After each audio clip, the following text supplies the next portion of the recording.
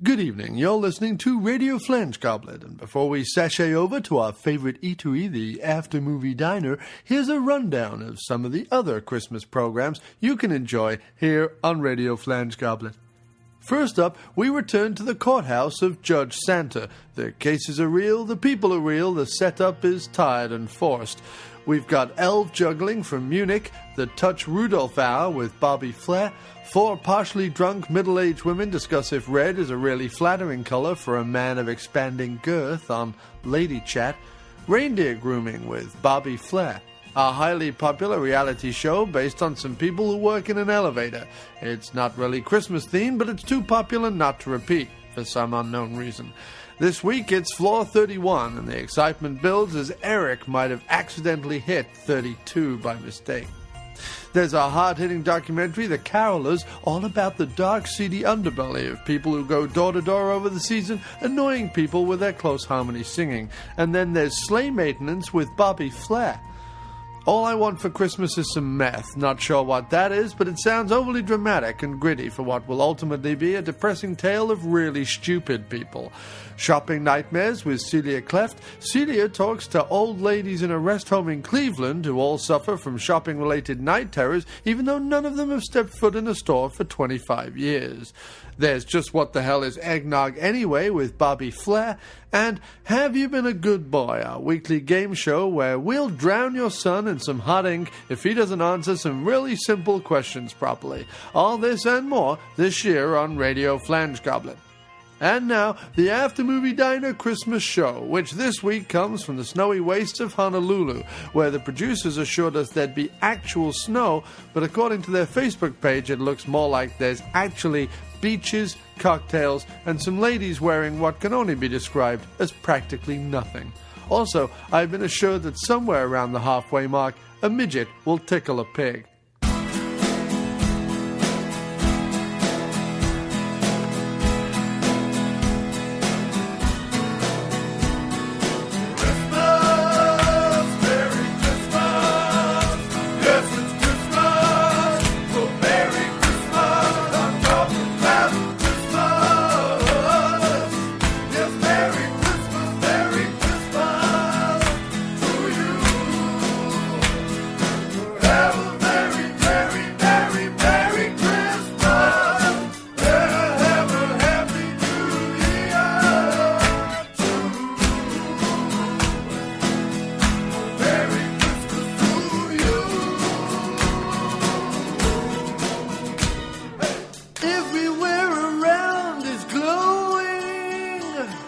Lights hang from every tree.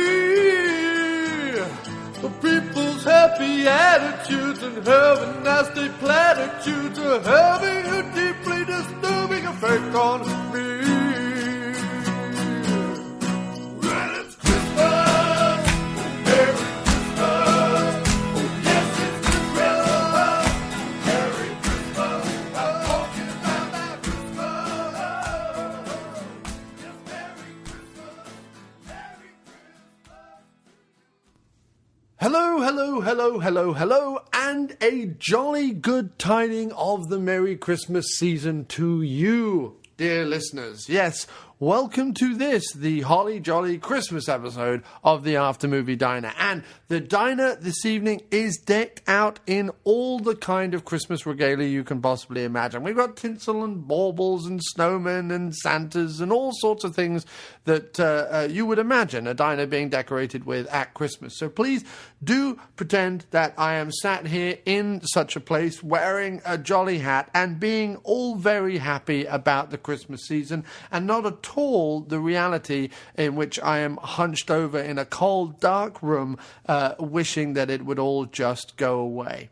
So with that, let us crack on with today's episode. We have got an absolutely fantastic episode. We've got none other than Linnea Quigley, America's very own Scream Queen. She's had a long, varied, exciting, and enjoyable career that we're going to be talking about in just a few moments with her.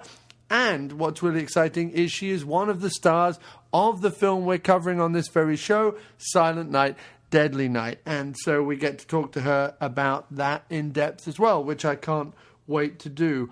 obviously. Before then, we've got a little piece of news and some listeners' feedback and letters and some recordings and things like that. I've just got them here. But first, the news is all very exciting. Do you remember a movie called Original Gangsters? It was directed by Larry Cohen. It was starred Fred Williamson, Pam Grier, Jim Brown, Richard Roundtree, and a whole host of other people from sort of action and exploitation 70s cinema. It was really great. Well, it came out in the 90s, and it is getting a sequel, finally. Well, it's getting a sequel if we all help it to get a sequel. And this is what this news is all about. They have started up a Kickstarter campaign which ends in 51 days to fund this new film, which is going to be called Old School Gangsters. So you need to go to Original Gangsters 2, Old School Gangsters Kickstarter page. Just search it under Kickstarter and you'll be able to find it. Or indeed, just look up Original Gangsters 2 on Google and it's the first one that comes up. And you need to go over there and for Christmas, as a present to them, donate some money. Fred Williamson will be directing the movie himself and producing it along with his new production partner Jason Roth from Bargain Basement Productions. It will be reteaming all the same casts that are available. So you've got Pam Grier's coming back, Jim Brown's coming back, Richard Roundtree's coming back, Antonio Fargas will be in there. All sorts of people in this film. Fred obviously will also be starring. We are going to be running a Original Gangsters month all through January with some excellent surprises. And we're talking like interview surprises, people. So don't go anywhere. January is going to be awesome. We're going to be covering Fred Williamson movies, Pam Grier movies, Jim Brown movies, all sorts of great films in the lead up and as part of a pledge drive for Original Gangsters Part 2, Old School Gangsters. So please go to the Kickstarter and donate today. I will be posting links all over the place. I already have been posting links all over the place, and I'll be mentioning it continually on the show. So please, if you want to see those guys back together again, kicking ass on the big screen, and if you don't want to see that while you're listening to the show, because everyone involved in the show, which is just me, wants to see that movie. So please go make that happen. That's the end of that bit. And now let's go on and play some of the messages we've received this year from the listeners and the followers of the After Movie Diner. Hi, this is Steven, and I wanted to talk about your Silent Snow Deadly Christmas movie. I think it's really weird that you would have Santa Claus being a mean guy, because he's so awesome, and who wouldn't want to be nice to Santa Claus? Every Christmas Eve and St. Patrick's Day, I leave milk and cookies and whiskey out on the table for Santa. Why? Why would you be mean to Santa? I just don't understand it. Is it a British thing? Do British people hate Santa Claus? Is that what it is? Oh. Season's greetings to the After Movie Diner from Robert Long, one of the filmmakers down here in Baltimore, Maryland. And by the way, John, I need some movies to go, so can you get a doggy bag for me? Thanks. Bye-bye. After Movie Diner, this is Robert Hoffman in La Mesa, California, wishing you and yours a very, very happy holiday season. And keep on watching. Okay. Well, thank you very much, all those people who stepped up to the plate and sent us in a voicemail. That's fantastic. We also got some emails. Let's just go through those for a moment. Fake rustling of paper noises. And here we go. So, from Charlie, from Shock Marathons or from Moten Media movies such as Freaky Farley, Don't Let the River Beast Get You, Monsters, Marriage, Murder, and in Manch Vegas, all those kind of movies. Charlie directs them, would you believe? Well, Charlie wrote us in just to say, hey, John, thanks for all the great episodes this year. Keep fighting the good fight against pretentious crap and terrible remakes. Merry Christmas, Charlie. Thank you very much, Charlie.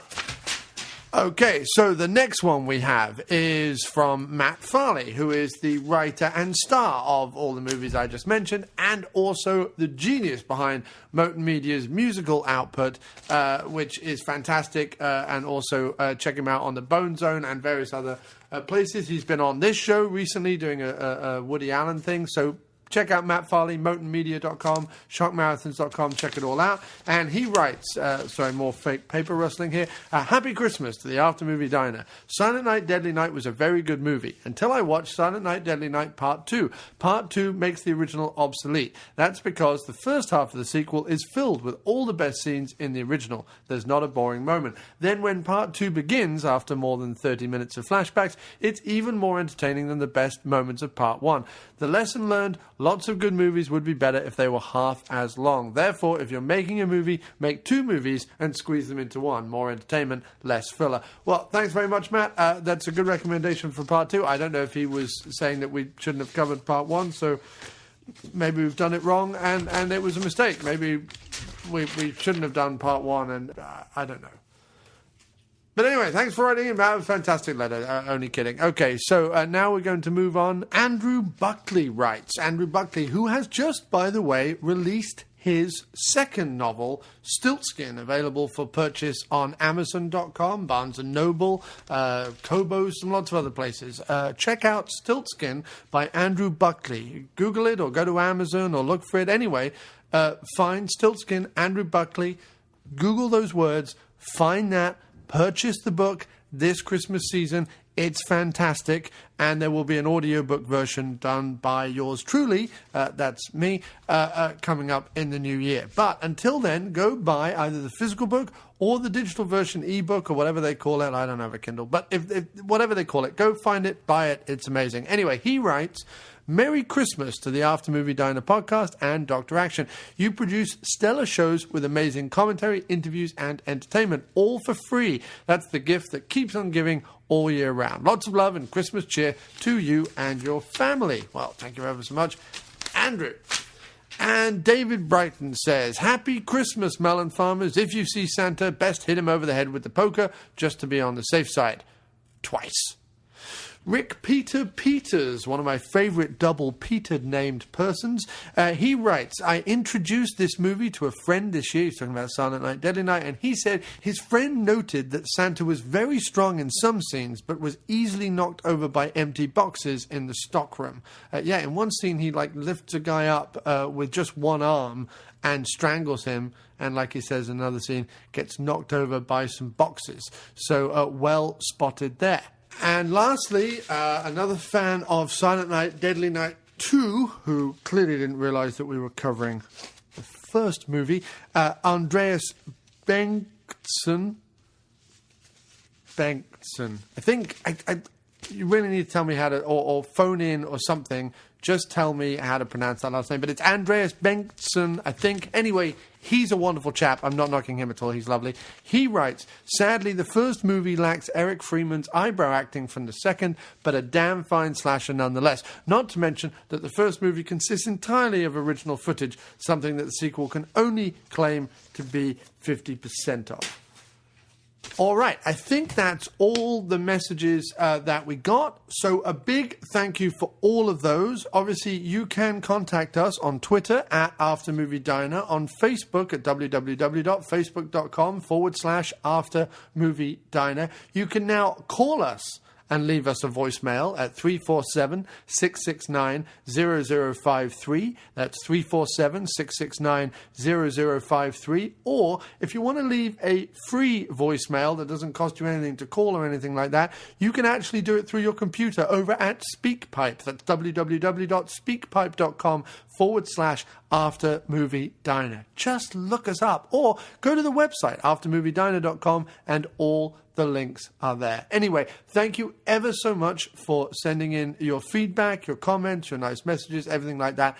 I love it, and I think it makes the shows better. I just think it makes the shows better. I just think it makes it more interactive and more fun. Coming up, I can tell you that on New Year's Eve, we will be having Mo Porn, Matt Payne, and Dr. Action himself, Paul Croson, here on the show to discuss an entire cacophony of the career of none other than Sir Roger of the Moor himself, Roger Moore, on our Rockin' a Rogering New Year's Eve special. It's going to be fantastic. So, if you have any comments or questions or anything like that about Roger Moore movies or about New Year's Eve, or just to get us in the party spirit, send us some sort of thing about your New Year's Eve resolutions or whatever it is.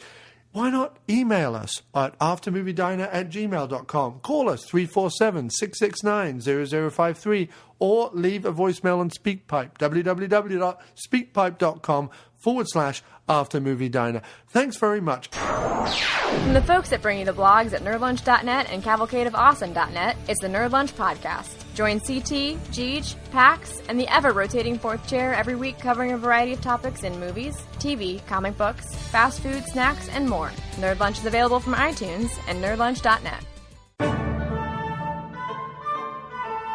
Hi, my name's Chris, and I've got Steven Seagal on the old dog and bone. Steven. Yes.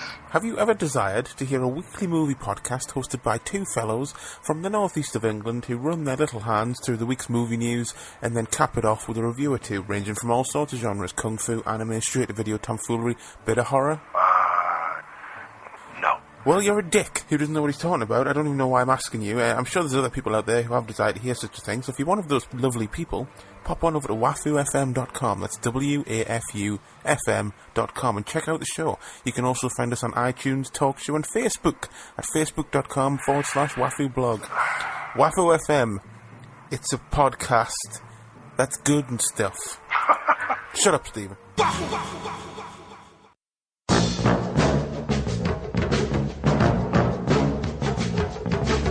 They're 12 miles of bad road, and now they have a microphone and their own show. It's the Daily Grindhouse Podcast, the official podcast of DailyGrindhouse.com.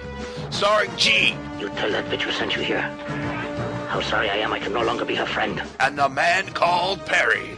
I'm the one that killed Monday and whooped Tuesday and put Wednesday in the hospital. All the birds did a tell five did not the birds spared your own son. Reviewing the hits and the hidden from the world of exploitation, cinema, and beyond. Featuring exclusive cast and crew interviews. Past guests include John Carpenter, Robert Forster, Brian Trenchard Smith, but still no Steve Guttenberg. We'll get him someday. We promise. We promise. The Daily Grindhouse Podcast, available on iTunes, Stitcher Smart Radio, Podomatic, and of course at dailygrindhouse.com/podcasts. The Daily Grindhouse Podcast. Tough films for the rough crowd. Got the goddamn message? Let's go to work. And now the moment I'm sure you've all been waiting for, and you've been looking at your watch over the last 15 minutes of me rambling like an idiot going, first of all, why am I wearing a watch? Nobody wears a watch anymore. I should just look at my cell phone. That's what everyone does. However, you have been probably thinking, why is this guy going on and on and on? I'm only here for the Linnea Quigley interview. I've never listened to this show before. I don't know where I am. I'm lost. I don't know who these people are. I don't know who this guy is. What is going on? Why does he just play the interview already? Well, that time has finally come. Yes, thank you ever so much for putting up with all that other stuff, but I like to put the listeners up the front. I like to do a little bit of intro before we get into the interview. So that's what that was. Now we're going over to the interview now with Linnea Quigley. She is America's #1 scream queen. She's had a long, varied, exciting, and scary career over the last 3 decades. And we get into that in depth. She was incredibly generous with her time, very lovely to speak to. She gave us an hour, so you have got a really in-depth, exciting, interesting, I hope, conversation with Linnea Quigley coming up. So without further ado, that's what we've got next. And then stick around, because afterwards we go to an actual diner and discuss Silent Night, Deadly Night.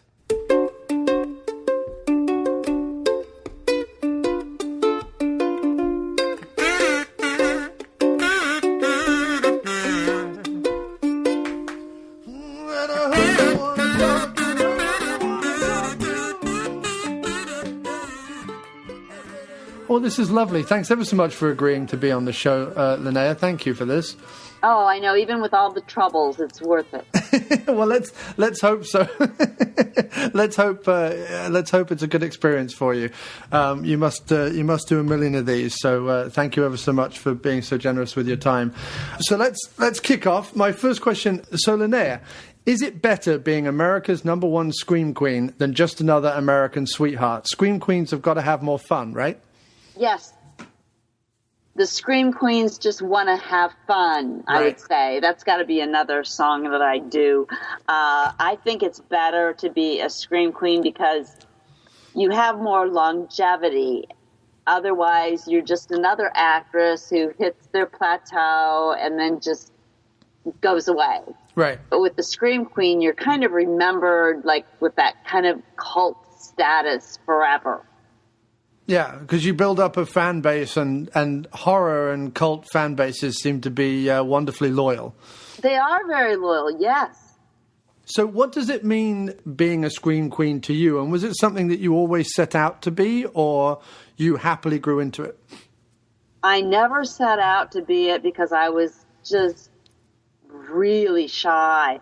It was something that I would have wanted to do when I was younger because my friends and I would watch the Creature feature, which would be on Saturday nights at midnight, and would reenact the deaths and, you know, some of the lines of the movies, and just like watch the birds with Alfred Hitchcock birds and try to scare my friends when they'd walk home. And, and, you know, I just loved horror, and I wanted to be in it, be the, you know, the girl that was like, you know, winning over the men and getting away. I didn't want to end up being in a wax museum, but I wanted to, you know, take over and break out of the bondage of the horrible villain and save the day. Right.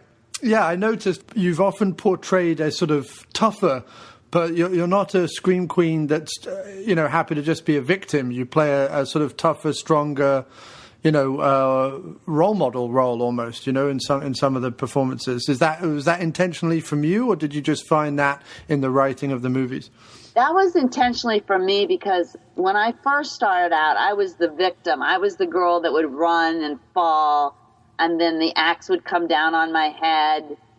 And you don't live very long in the movies, but then David Dakota got me a script, Sorority Babes in the Slimeball Bowl-orama, and I got to play a very tough chick, and then in Return of the Living Dead, I got to play kind of a tough chick.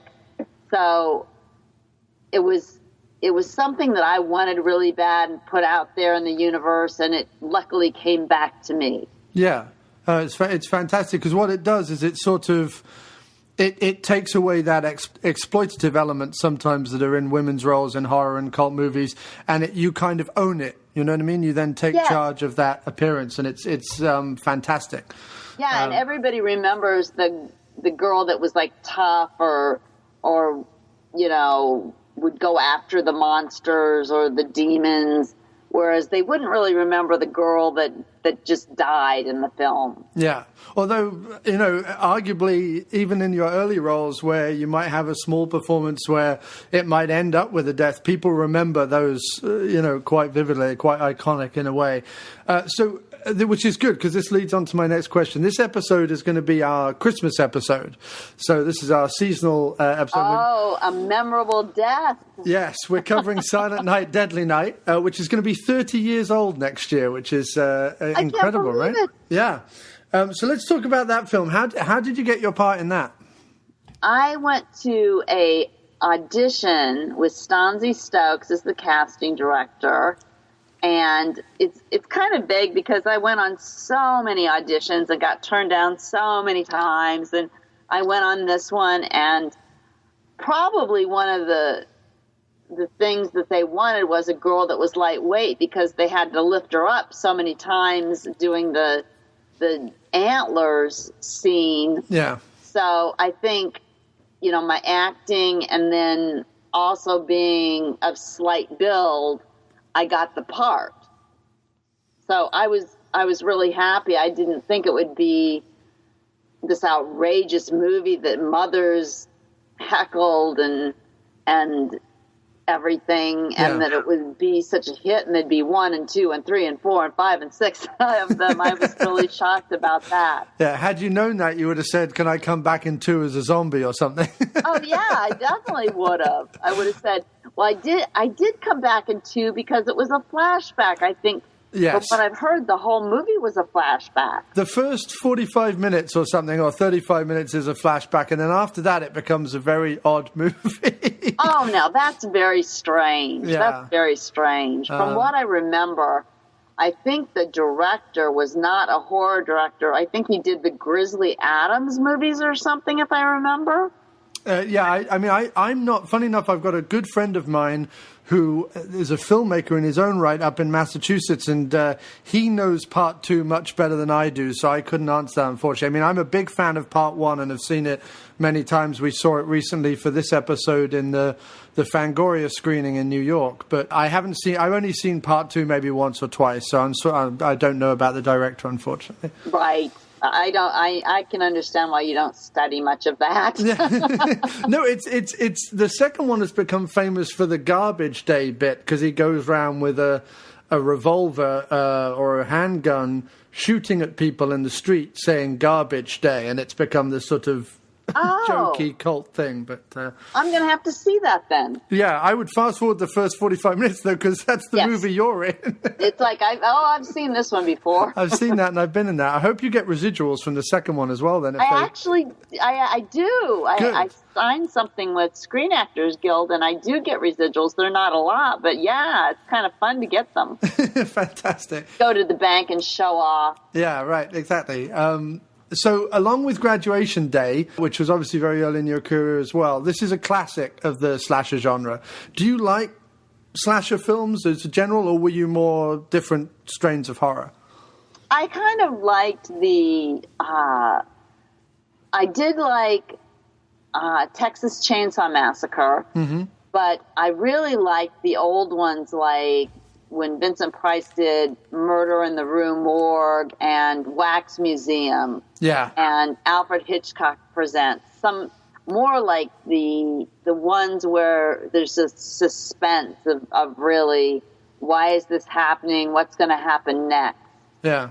Not the formula where it's like, you have sex and you die, and you're a bad girl and you die, or you're doing drugs and you die, and that. I kind of like the ones where it's more suspense in there. Yeah. So the more European tinged ones, I guess. The American ones tend to be very moralistic, I suppose, and they're sort of... Yeah, they do. Yeah, the European ones are so much better. No, I mean, I'm actually a big fan of the genre as a whole, but I like all sorts of different aspects of it. One of the questions that was raised, I'm doing the show, the review portion of the show with a good friend of mine. We went along, as I said, to the Fangoria screening, and he was joking afterwards about the fact that the house where you filmed that scene seemed to have a lot of tigers and tiger imagery on the wall. So I just wondered, where was that filmed? Was it a set, or was it... In Silent Night, Deadly Night? Yeah, in Silent Night, Deadly Night, It was a set, but I have a feeling it was someone's house. Right.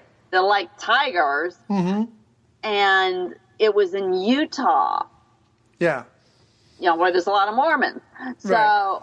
I guess maybe they were a Leo, their astrological sign, but it was, I remember that now, very weird they had all those tigers around. It may have been I don't know whether it was a hunting thing or whether it was just the 70s, but it was that kind of thing. Because it was the wood the 70s, I think. Yeah, the wood paneling gives it away, I think. Yeah, it sure does.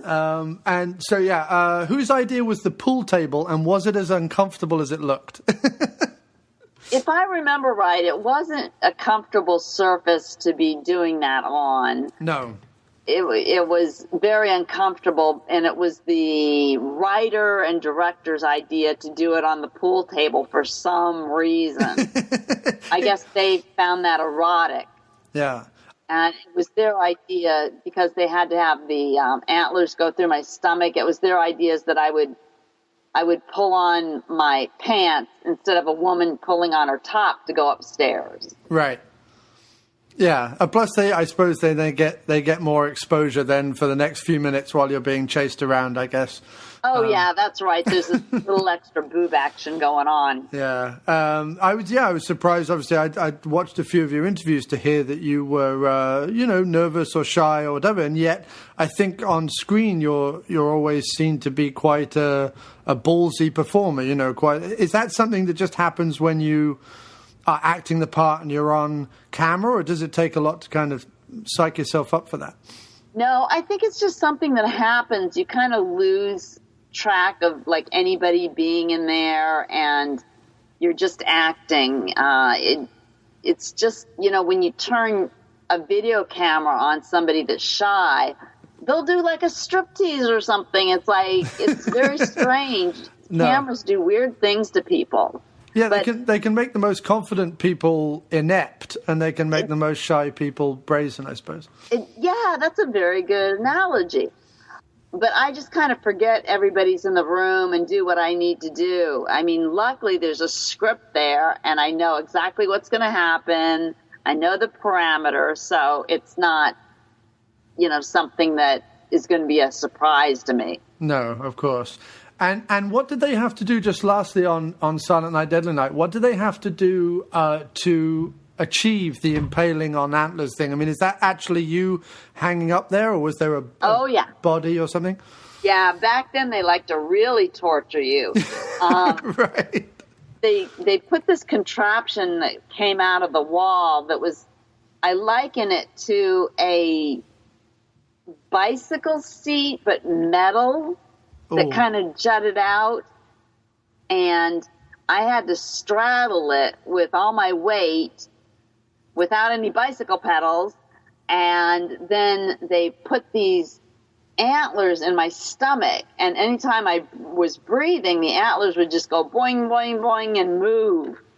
So I had to keep perfectly still and not breathe, and of course they had to have a nice fight down below me when I had to hold my breath for so long when the two of them fought. Yeah.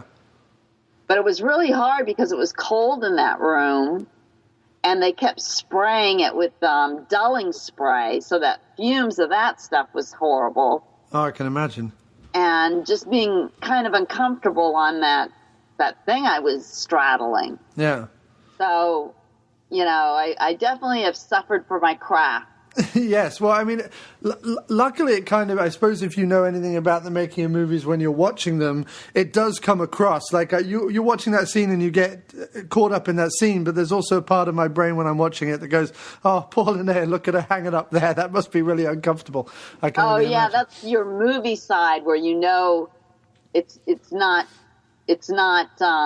what it seems like. It's you're thinking, okay, if I was doing this movie, that must be uncomfortable for her. Right, exactly. So in the same year, you played what I imagine was an even more challenging role in Savage Streets, because not only are you mute and deaf, but you also have an incredibly difficult rape sequence at the beginning there. How did you prepare for that? What was that like to film, if you don't mind me asking? That was weird. I prepared, I bought some books on sign language, and I asked some people at a college about some signing, but it was very odd because you would have to look at their mouths or their hands and, be like you couldn't hear anything else. And I felt like Heather. I felt like the girl that was out because I had the kind of clumsy shoes and dress and hairstyle, and all the other girls were styling and groovy and everything. And here I was, little frumpy and eating ice cream cones. But it was hard to prepare for the rape scene because they invited like the production people down, and it was like everybody was staring, and it was a little bit uncomfortable. While you filmed that bit, they had all the production crew and everything? Yeah. Oh, yeah, my goodness. One day that it should have been a closed set, and I was too young to say, oh, everybody get out of here. I was too intimidated. Yeah. So, I didn't know any better. I was on a learning curve, the hard way.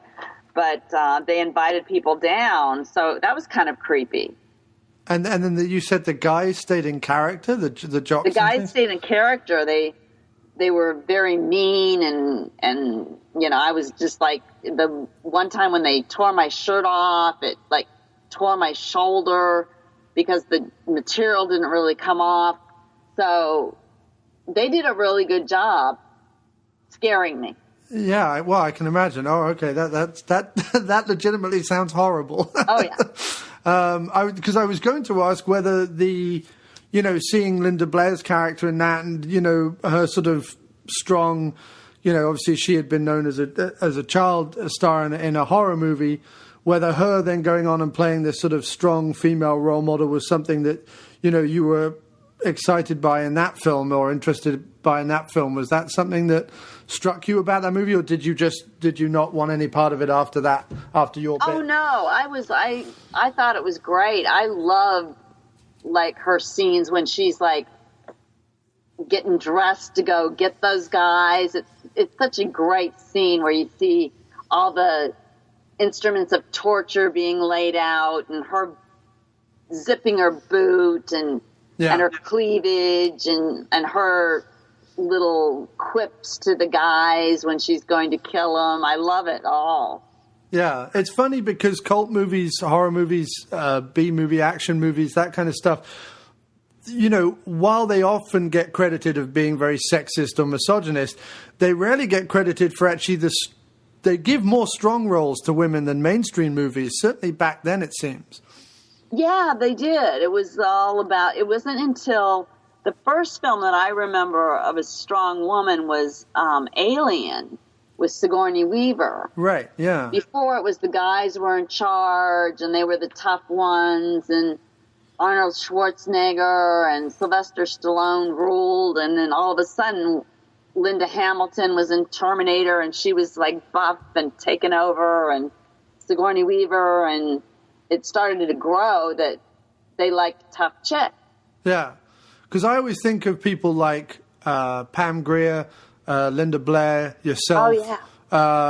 Even Jamie Lee Curtis in the Halloween series to some extent, or the first couple anyway, that, there's more strength to those women that would then, like you say, then bleed into these mainstream movies or Terminator and Alien and things like that would then become bigger box office. But I think initially it's very interesting that cult and horror tends to be this breeding ground of strong female, while also being very exploitative as well. You can't really turn away from that either, unfortunately. Right. And another film that was back then that, showed a woman, the men getting the better of her and her getting back was I Spit on Your Grave. I love that film too. Right, of course, yeah. It showed her total vindictive revenge on those guys. Yeah.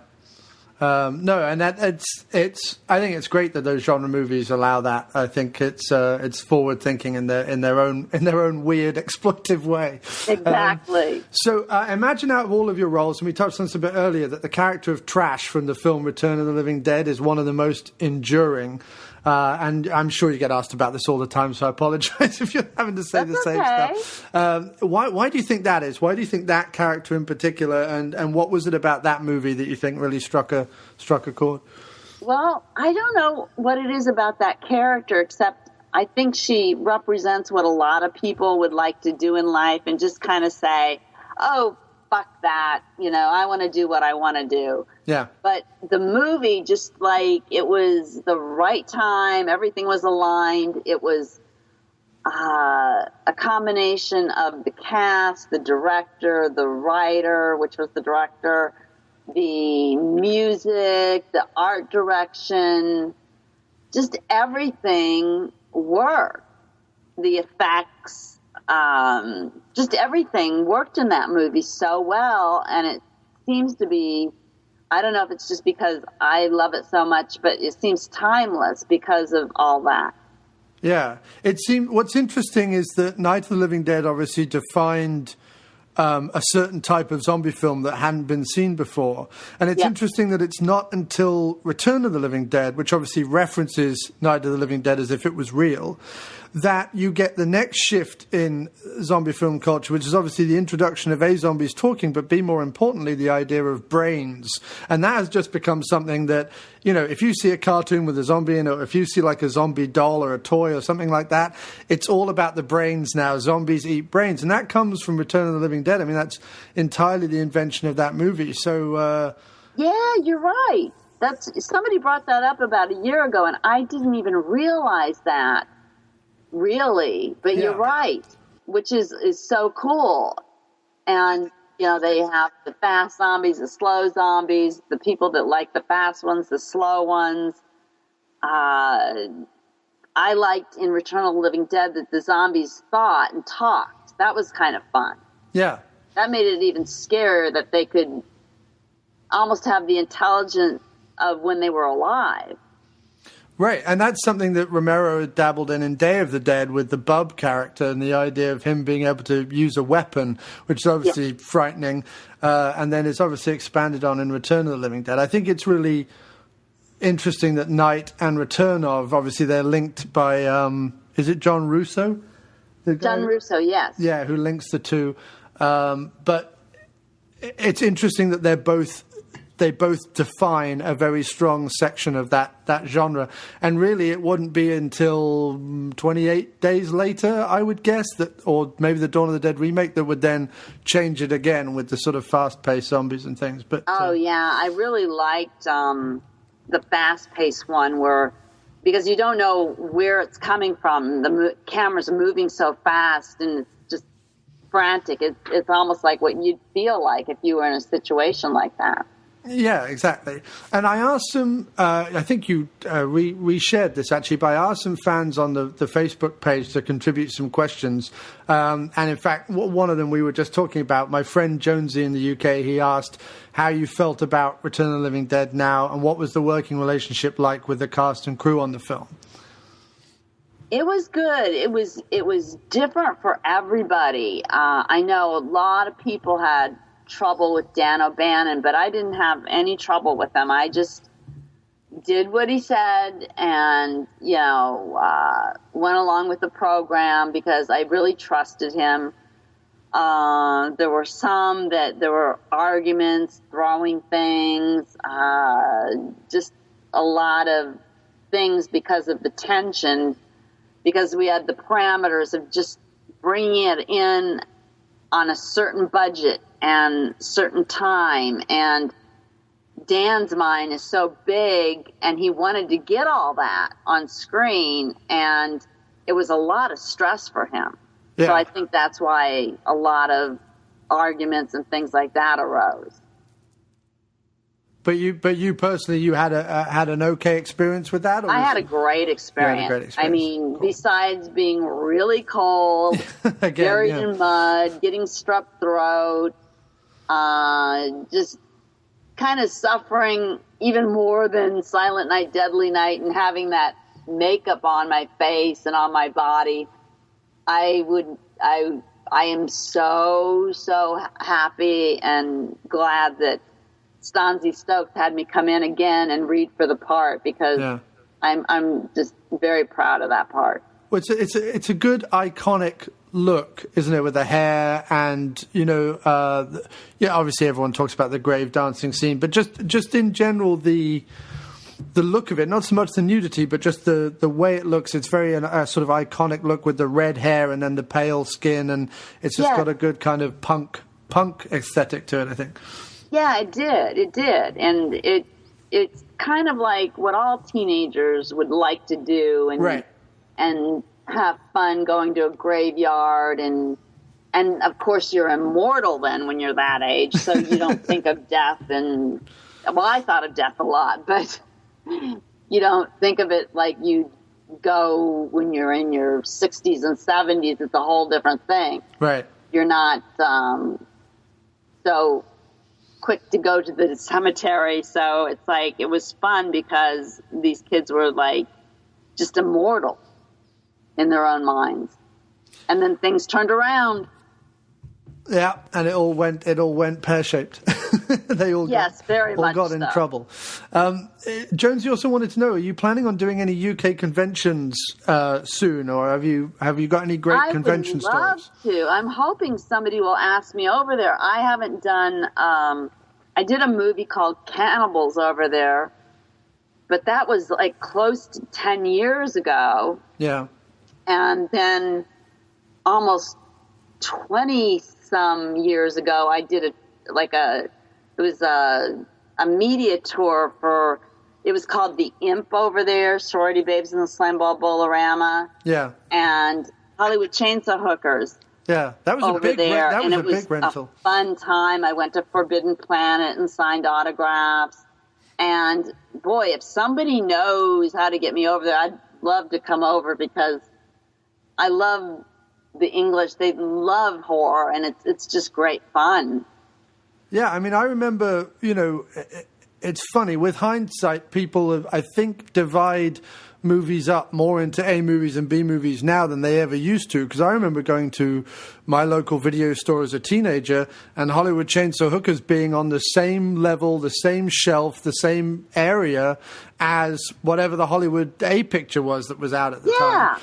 That's true. The small independent video stores tended not to divide them. Once you got Blockbuster, they tended to have 50 copies of whatever the mainstream was, and then a back-cat copy of a B movie if you were lucky. But my video store, which was I grew up, it was a small town, had Hollywood Chainsaw Hookers right there, like right next to Big or whatever the movie was. I don't know what the movie was. I love it. Right next to whatever the A movie was. I don't know this gentleman, but he asked on the website, Paul Michael Marquez, his name is.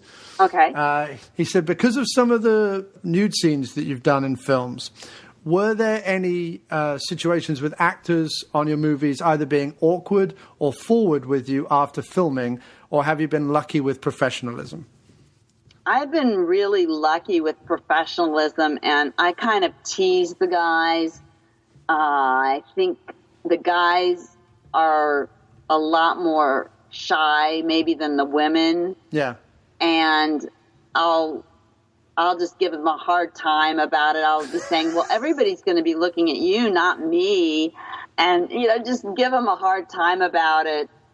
And usually nobody's been forward with me, and everybody's been professional. I've been very lucky that way. And the guys are, like I said, very shy about it. That's good to know. I would have guessed sort of that answer, because I think guys, as much as they like to talk a lot, I think when confronted with the situation would probably be like, okay, so this is happening then. Oh, yeah. This one guy, it was really funny on Creepazoids. He was going to the gym because he had a shower scene with me, and he was going and working out every day at 6 a.m. and, we'd go into the set like at 7:30, and every day he went and went and went. And so after we did the shower scene, he let up on going to the gym. And about 5 days later, I said to him, we've got to do the shower scene today. And I looked, about 5 minutes later, he was around the corner doing push-ups and everything. So I think the guys are a lot more vain and really want to look good for it. Yeah. Well, we've got nothing else to show off, so I think that's probably the issue there. He also asks if you ever get back to Davenport, Iowa, or if you still have friends there. I don't really. I have a cousin by blood there, but not by blood, by marriage. I'm sorry. Right. But I don't really get back there. It's been a long time. I've been to Iowa filming, but I haven't been to Davenport per se in years. Yeah, I don't know if he asked that because he's from there. That was just a question he put on the site. But Davenport is beautiful. When I remember it, it's, on the river, the Mississippi River, and I think it was a really good place to grow up. Yeah, I've sadly only driven through the state. We used to live out west, and we drove cross country. So I've driven through the state, but I've never stopped. I mean, apart from at a sort of roadside motel, I don't blame you. Never traveled. A lot of corn. Well, it was all part of that sort of. Is it the I-80 that goes right through the country? That we were on, something like that.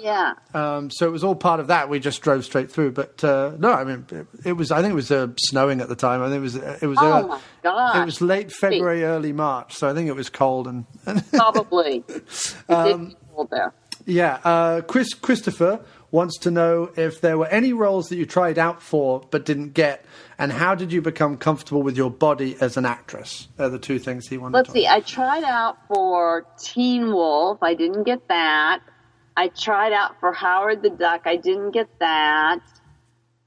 I tried out for the music to not Flashdance, the one that Jerry Bruckheimer did afterward. Footloose. Is it Footloose? No, not Footloose. What was it? Oh, I can't remember the movie. Was it another dancing one, or was it a... It wasn't another dancing one. Oh man. Was it Days of Thunder or something like that? No, it wasn't Days of Thunder. I think that was before, or something like that. It'll come to me, but I did try out for the music part in that. Yeah. And then with my body, I guess I just felt comfortable with it because my dad was a doctor and they had a very, more open feeling about your body is your body and it's not something horrible or something to have to cover up and be ashamed of and that sort of thing. So I grew up in that kind of a lifestyle. Not that they were nudists or anything, but they just didn't make a big deal about, oh my God, shut the door, you can't see anybody naked. Yeah, no, that's healthy. That's we were very much the same. Yeah, completely. My good friend Ralph Santiago, he just wanted to say something. He wanted to tell you that a certain scene of yours in Night of the Demons, which I'm sure you know which scene he's referring to, is the reason that he is who he is, Disturbed, and he'd like to thank you for it. Oh, I'm so glad. I'm so glad I did that to him. That's great. That's and Ralph I think I know too. And boy, that was my favorite shade. Yes, indeed. No, that scene's fantastic from the moment that you sort of change in the mirror to that then whole sequence that goes on with you as the demon. That's crazy. And that, in fact, that character in Night of the Demon, she has some sass to her. She has some sort of before she becomes a demon, she has some sort of strength and yes, that's true. Sass to her. Yeah. She has power over the guys. Right, exactly. Which is great. That's a fantastically fun little movie. I love that movie. Joe Mazzotta on the website, he's interested to know how you became involved with animal rights and when you became a vegan. I think it was about 1980s, probably 1985, I became a vegan. And I became involved in animal rights when I saw this documentary. It was Hidden Crimes, it was called, and it was in black and white. And I never knew a lot of stuff was happening, like animal testing and the army doing, ballistic stuff with dogs and things. I didn't know about the cosmetic testing and just the cruelty the farming and all that industry does. So it just opened up my eyes, and I said, well, I want to do everything I can to make this stuff go away, at least be part of making it going away.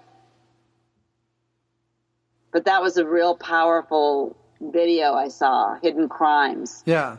And is there a place where, fans of yours or whatever can kind of support that? Is there charities you would suggest? Or Well, I suggest PETA because they're the biggest. Right. It's PETA.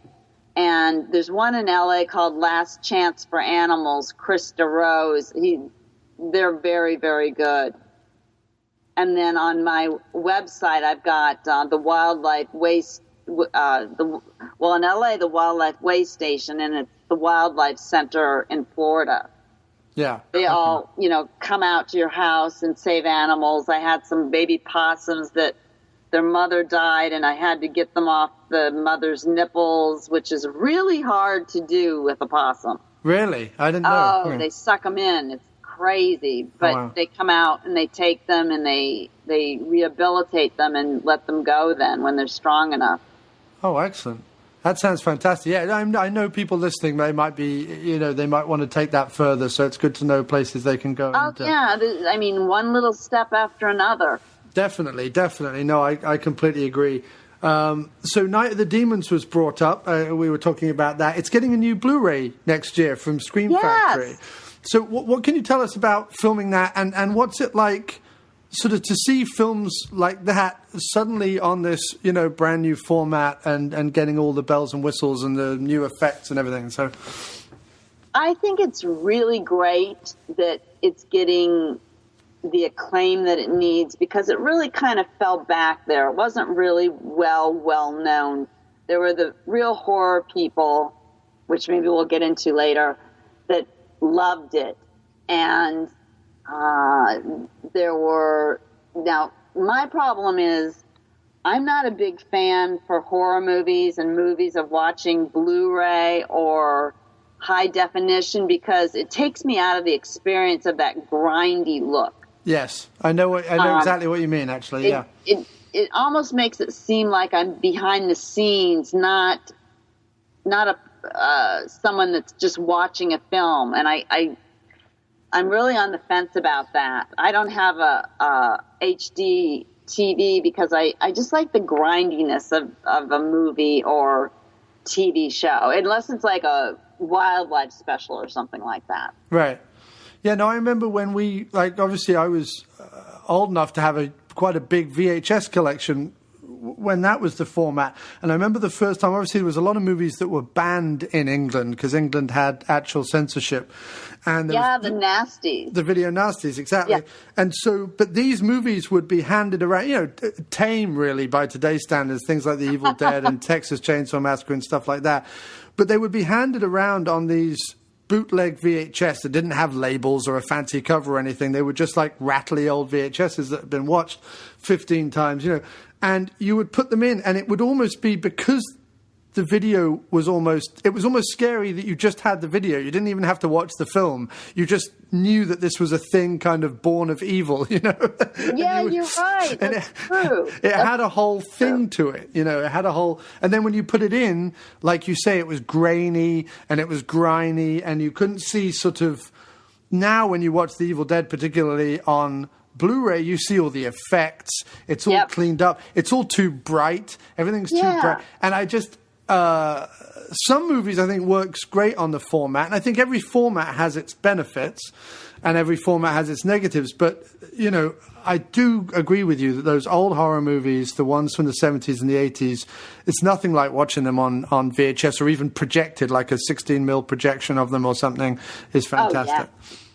Oh yeah, I agree with that. I definitely agree with that. But how long was the shoot on that? Was it all sort of in that one location? Or? It was all in that one location except for the grocery store. And let me think if there was anything else shot. Just some driving scenes they had in there. But it was all shot in this actual house that was in a really bad part of town. We had security and everything there. Yeah. Shot all at night. They duvetaned all the windows so it was all dark in there. And smoke machines, the whole bit where your nose has black in it when you're done at the end of the day. And it was a really good experience because we were kind of like just a group, and we each had our little room that we had to change in and lay down in when we got a chance. So it was a fun shoot. It really was. Yeah, it's like a good haunted house movie. You never quite know what's going to happen next. It was kind of a haunted house. Yeah, like it just shifts from one move to the next. You never know kind of what grotesque thing the next possessed person is going to do. That's true. It's good fun. So you were in a band, The Skirts, and have composing and song credits on some films. What role does music play in your life? You also reformed the band recently, right? Yes. Haiti Pomar and I are the main people. She plays bass, I play guitar. We both do vocals. We both write. Like, we write our own songs and things like that. Yeah. And we played LA for a lot of times. In fact, when I went in to read for Cheech and Chong's Nice Dreams, I played him the theme for Charlie's Angels, and he laughed. He thought that was really funny, and he put the whole band in the movie Nice Dreams. Yes. So it was kind of a really fun thing for us because we were very young, and it was a big set where we had our own trailers, and we felt like rock stars. It was great. Yeah. And I have the songs still out I switched them to DVD. It was on a vinyl, which I know is making a comeback, but from vinyl to DVD because it was a lot better. Yeah. And so you're still playing, you're still writing, and what sort of influences that? What kind of do you have music all the time, or is it just sort of a side hobby type thing?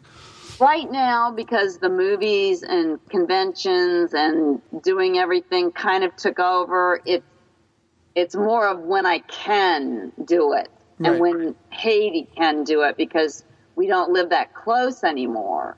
So life gets in the way sometimes. You think the older you get, the easier things are going to get, but sometimes it's not that way. Yeah. But luckily last year I was busy so much of the time, I didn't get a chance really to do much with the music.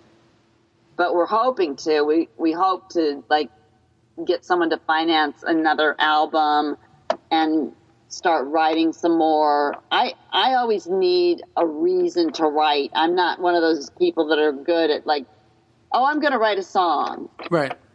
I used to be, but now it's like I need a purpose to.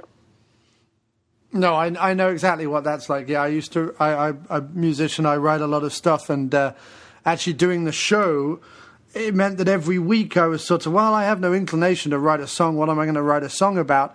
And then I suddenly had a brainwave and thought, I know, I'm going to write a song each week that's about whatever we talk about on the show. So suddenly it became a whole new area of inspiration. So I started writing film music or film-based songs, comedy film songs. And, that's great. Putting them on the show. So that's where I found my inspiration from. Oh, that's a great thing. Yeah, when you've got something, and it's hard when you play an instrument because you kind of miss the other instruments. You just sit there, I'm just playing alone, whereas the band gives you this feel of strength and everything. It's a whole different thing. Definitely. What can you tell us about the horror workout video? How did that come about, and what was the reaction to it when it came out? Well, I was working on Murder Weapon, a David Dakota film. Yeah. And Ken Hall, who wrote a lot of films back then and was on the set visiting, he does foam fabrication now. He came on the set, and I was doing a scene with a big. It wasn't an axe. It was more like a what do you call those things? That you, not a hatchet, but like something heavy that you hit people on the head with. A mallet. That's a mallet. It. Okay, yeah. And of course, you don't do it one time. You do it a number of times, again and again and again. And I was like, oh, my arms are sore. And he goes, I've got an idea. He goes, why don't we do a horror workout? Because doing these horror films is a workout because you're running a lot, you're having to fight a lot, you're having to deal with chainsaws and come after people with chainsaws. And so we thought it would be a great idea to do 3 different skits on it, and also put some of my movie clips in there, and just made it a 2-day wonder horror workout with sexily scant, sexy women and zombies and the whole works. Yeah. Okay, cool. And do you remember, and you just put that out on VHS at the time, I guess? Oh, yeah, it was on VHS, and then just last year, it was remastered, and we put commentary on there, and it turned out amazingly good. We had no idea how it was going to look after it had been in that tin for so long. We were very nervous, but it turned out fantastic. And that's now out. Is that available on your website? Because Yes, it's on my website, which is www.LinneaQuigley.tv. Right. And that's a new thing. That's that on the website. We only did 1,000 of them. So It's a limited number of 1,000. So I've got to get my copy now then. You got to get your copy now. I will be indeed. Excellent. I'll be picking that up. Work out. So that's fantastic. Yeah, I'll need a workout. I sit at an office desk all day eating cake, so I'll need a workout. Are there any genres you've ever wanted to work in but not yet had the chance, or are you just happy in the sort of horror genre? I'm happy in the horror genre. I would like to work on some more, I like action films, like I mentioned, Linda Hamilton in Terminator, or Sigourney Weaver in Aliens, like something like that would be really fun to do. Right. So someone needs to write you something like a spy movie, or like a female James Bond, something like that would be really fun to do. I haven't done yet. I'm surprised no one, like, after you did your fitness thing and some of the movies you've done where you're kind of a bit more kick-ass and stuff, I don't know why someone hasn't come to you and pitched that to you and said, why don't you do it? Well, that's a surprise. There was a big, until The Walking Dead, there was a big stigma of people would say when you did horror films, oh, you do those kind of films. So you kind of were like made to feel, or they wanted you to feel like you were stigmatized, that you just did those type of films. You didn't do You've Got Mail or something like that. Right. So but you wouldn't want to. The Walking Dead, like I was talking about before, we might get around to it. There's the real horror fans, and then there's the fans that watch The Walking Dead and they think they're horror fans. Yes. But they don't have a clue about, movies like Texas Chainsaw Massacre, or I Spit on Your Grave, or and how do you feel Fulci, or anything. And how do you feel about those guys? Well, I just let them say their piece, and I go collect my paycheck and do what I like to do. Right. No, I agree. No, I understand. I mean, I've been into movies now for as long as I can remember, but I being on the internet, obviously putting yourself out there and doing a show like this or whatever, you hear all sorts, Yes. sorts of opinions from all sorts of people, and yes. you get some staggeringly misinformed views. Yeah, and it's appalling what people will say. Right. I guess it's to make themselves feel better or something like that. That there are these, because I've noticed just at conventions, there's the true blue fans, and you can tell them apart now. They kind of have a different look. And there's the ones that are the nouveau fans, and now it's chic, so they're clustering to the conventions. Yeah, and it would be. I think it would be better if there was more. Like one of the things I've tried to maintain during the internet, and obviously doing the show and being on Twitter and things, is a sense of positivity. There's so much negativity out there, and so I think anyone who we all had to start somewhere. So I think that anyone who kind of comes to a thing genuinely, even if it is through something like The Walking Dead. As long as they then kind of expand from that. I mean, I remember when I first heard the Beatles, the most popular, well-known, billions of fans around the world type band, right? But I heard them from my mum. Now, if I just stuck with them, or if I just gone on to like boy bands or whatever, or guitar-based bands or whatever it was, that would be fine, but it wouldn't really be expanding anything. But if you read into it and you find out, oh, they were fans of Chuck Berry or Fats Domino or whatever it is, and then you expand through there, and then you find out those guys were into blues music from the 30s and the 40s, and then you find out about Americana and roots and jazz and all that stuff. If you expand out from something very popular like The Walking Dead and go, okay, Greg Nicotero, who's now obviously big-time producer and effects guy on The Walking Dead. Oh, yeah, and he's a sweetheart, yes. Yeah, fantastic guy. If the right kind of fan, to me, and I'm not trying to be snobby, but the right kind of fan is someone who goes, okay, Greg Nicotero or Frank Darabont, who are these guys? And looks into their past, looks into what they've done, looks into where they come from. Like I did with the Beatles, or like you might do with, a comedy or whatever it is that kind of... So I think that's... But people who are just doing it because it happens to be trendy at this, I don't really understand that. I've never been one to kind of go with trends. I try and either get out ahead of them or be like 10 years too late. Right. No, I agree. And everybody's fawning over Daryl, and, it's like, it's funny. It's like, there's a couple of those series that are kind of like that, and it's more of the faux fan. Yeah, I know, I do. And do you get? I mean, I suppose would they come up to you though? What would they it would be more hardcore or more informed people who would come up to yourself. Because, I mean, I wouldn't imagine... Do folk fans sort of watch things like Return of the Living Dead or Creepazoids or... No, I don't think they do. I think they watch whatever's in style at the time. Right. You know, they watch True Blood or they watch...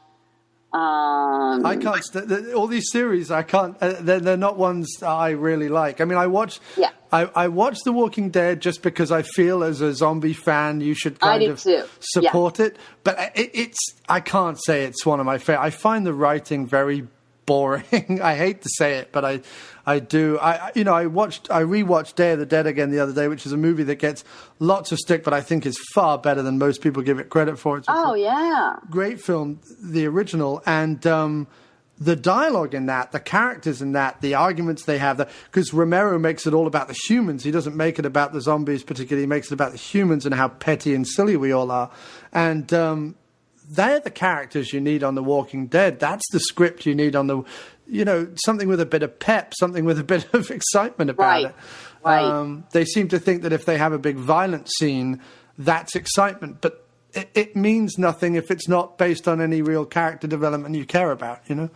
Exactly. Anyway, I'm going off on one, but... No, that's very true. It's very interesting that you said that, yes. So talk about fans. So you've got hardcore horror fans. So have you got any convention stories? What are your favorite things about your fans in particular?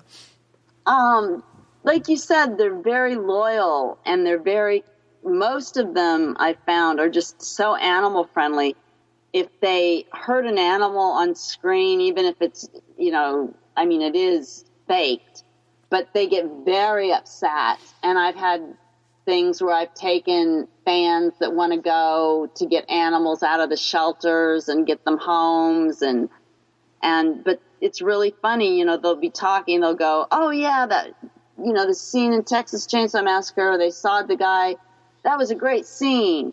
And then they'll be talking and they'll go, but when they killed this dog in this other movie, I didn't like it. I just wanted to leave the theater. Yeah, they're really great people. Well, I've met a lot of great people and remained friends with a lot of people for many years that I met at conventions. Yeah, I mean, everyone I've spoken to, and I've had the pleasure of speaking to Barbara Crampton and William Sadler and some other people who've been throughout the genre. They've all been lovely. They've all been really lovely, really nice people, really, friendly homebody types. And it's really great that they're so supportive of us, just in the same way that we've been, supportive of them and their careers, and that's wonderful. And you're exactly the same, very supportive, very friendly, very communicative, and it's a pleasure for us as fans first and foremost to, the internet allows us this kind of access, and it's weird because if I went back to my 16-year-old self and said, oh yeah, you're going to spend an hour on the phone with Linnea Quigley, I'd probably wouldn't believe me. I'd be like, shut up, it wouldn't be something that I could possibly believe. But right, like if I went back to my 16-year-old self going, oh, you'll be doing movies, I'd be like, no way. Right, exactly. Yeah. It's just wonderful the way that the world has worked out. But I was going to say that talking about true horror fans, are there any films? Because I watched a lot of interviews in preparation for this, and it's an odd tightrope you walk because you want to make sure that the people who are listening hear about the films they love. So they're gonna want to know about Return of the Living Dead, and they're gonna want to know about Night of the Demons and movies like that, and Savage Streets and things. And obviously we're doing the Christmas episode. But are there any movies that you wish people would talk about that they just don't talk about? That are personal favorites of yours that you love? Films? Let's see. Most of them they do talk about. A lot of people don't talk about a lot of the Italian films, which I think are really good. And I'm pretty sure they came before our zombie films even. Right. There's a lot of really good ones out there. Are you meaning like the Argento and the Bava? The Argento and Fulci and all those guys.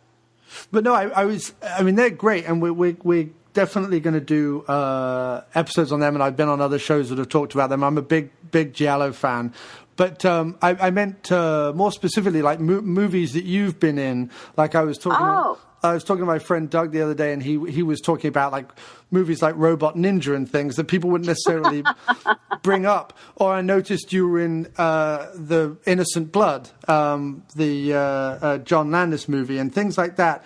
And I just meant that you obviously get asked all the time about the movies that we've talked about tonight, and it's been great. And fans want to hear about those movies because they're the popular ones, they're the fan favorites.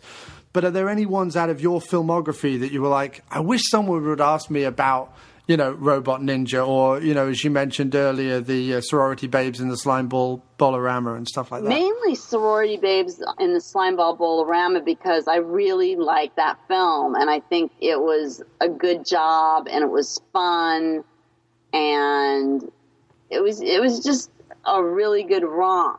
Yeah. And then there's another one that very few people have seen that is a really fun film, too, called The Girl I Want. It could be because people really haven't seen it, but it's a really good film. So when people get to see it, I'd like them to ask me about that. Okay, The Girl I Want? The Girl I Want, yes. Okay. Do you know when that was from? Oh, that was close to when the Sorority Babes and all that was filmed. Okay. Many moons ago. Many moons ago. No, I was just interested. I mean, I suppose the two we could have talked about would have been Hollywood Chainsaw Hookers and Sorority Babes, which I've also Chainsaw seen. Hookers, yes. Which I've also seen, but it just, I didn't want to keep you all night. You've done so many fantastic movies. I could talk about tons of them. But I'm going to be directing this spring. I was going to say you've got 6 movies out this year alone, and you've got even more coming out next year. Tell us about them. Well, I'm going to be directing. Herschel Gordon Lewis is involved with it, and he's going to be doing segments. I'm one of the directors, and there's 4 other horror icons, which I can't mention who they are right now. Right. But in the spring, I'm going to be doing that. That'll be it's Slaughterhouse. And it's going to be really interesting to do that. There's Blood Drive that's a possible one I'm going to be doing. Something for David Dakota. I don't even know the name of it. Just a lot of different things that are on the block. Hopefully, Big Fat Crazy Ethel, people will put the rest of the money in so we can finally do it. And then a lot will come out, like Demonica, the musical I did, The Unquenchable Thirst for Boner Juice. That's fantastic. Know, funny title. Hunters. It's hard to remember. It came from the ether. And are you going to think of the ones I've done? Disciples and Blood Story. Right. And I probably forgot 1 or 2, but there's a lot of them that are going to be coming out. And people can find out all about that on your website, on Facebook my website page. They go there and they can find out where I'm at conventions. They can find out all kinds of different things about me. Nice. Excellent. Yeah, so I think that's all the questions I had for you. I just want to say thanks ever so much for being on the show. It's been a fantastic pleasure to talk to you. Just a real thrill. Thank you. It's been great talking to you. Just listening to your voice is amazing. Yes, apparently, yes. People like the voice, so they say. But no, it's been an absolute dream talking to you, Linnea, and I know the fans are going to absolutely love the episode once we put it up. And thanks ever so much for you've been retweeting everything that I've been posting and putting it up on your Facebook page and stuff. I mean, something we both put up the other day got like 1,500 views already, which is just fantastic for the show. So isn't that great? It's really great. All right, thanks ever so much for your time, and have a good evening. Thank you, and good night. Are you fighting with your inner self? Can you decide to commit without guilt or fear? Are you endlessly searching, tired of what mainstream has to offer? Searching through an endless supply of movies that seem never ending, each just like the last, nothing jumping out at you, knowing that committing to a crappy movie can take up to 2 hours of your life that you'll never get back? That's where we can help. We're Jason and Sean, and we're film reviews from the basement. We take in as many genre films as possible, leaving a simple, committed rating, good, bad, or ugly, of many of the films you've probably wondered about. We broadcast worldwide twice monthly at www.wecamefromthebasement.com. There, you can find archived episodes, radio shows, and we don't stop there. We're committed to writing reviews and movie news and interviews with actual movie stars, writers, and directors of movies across multiple genres that you've probably heard of. If you're cool like us, or want to be less snooty or less pretentious, come find us at www.wecamefromthebasement.com. This has been a public service announcement from Jason and Sean.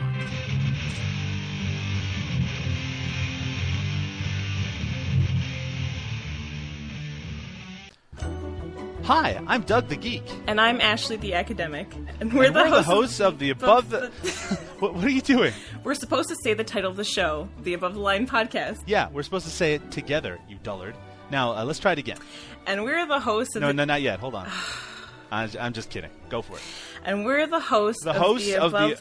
Come on! Okay, forget that. Just tell them where they can find us. Find the Above the Line Podcast on iTunes, Stitcher, Facebook.com/The Above the Line Podcast, or just check us out at AboveTheLinePodcast.com. We cover the best and most interesting films in the history of cinema from both my own geeky perspective and my more cultured academic perspective. And it's fun. Sort of. Yeah, sort of. So check us out. The Above the Line Podcast. Yeah, you were still off. Merry Christmas. It's a Merry Christmas episode. We're both filled with the joys of the season, and it's going to be an exciting one. It's going to be thrilling. It's going to be lovely. We're both very New York jolly, which is quite grumpy. Yeah, which is get out of my way, man with Santa hat. We are Bill Murray, pre-Ghosts and Scrooge. That's what we are. I'm not that bad.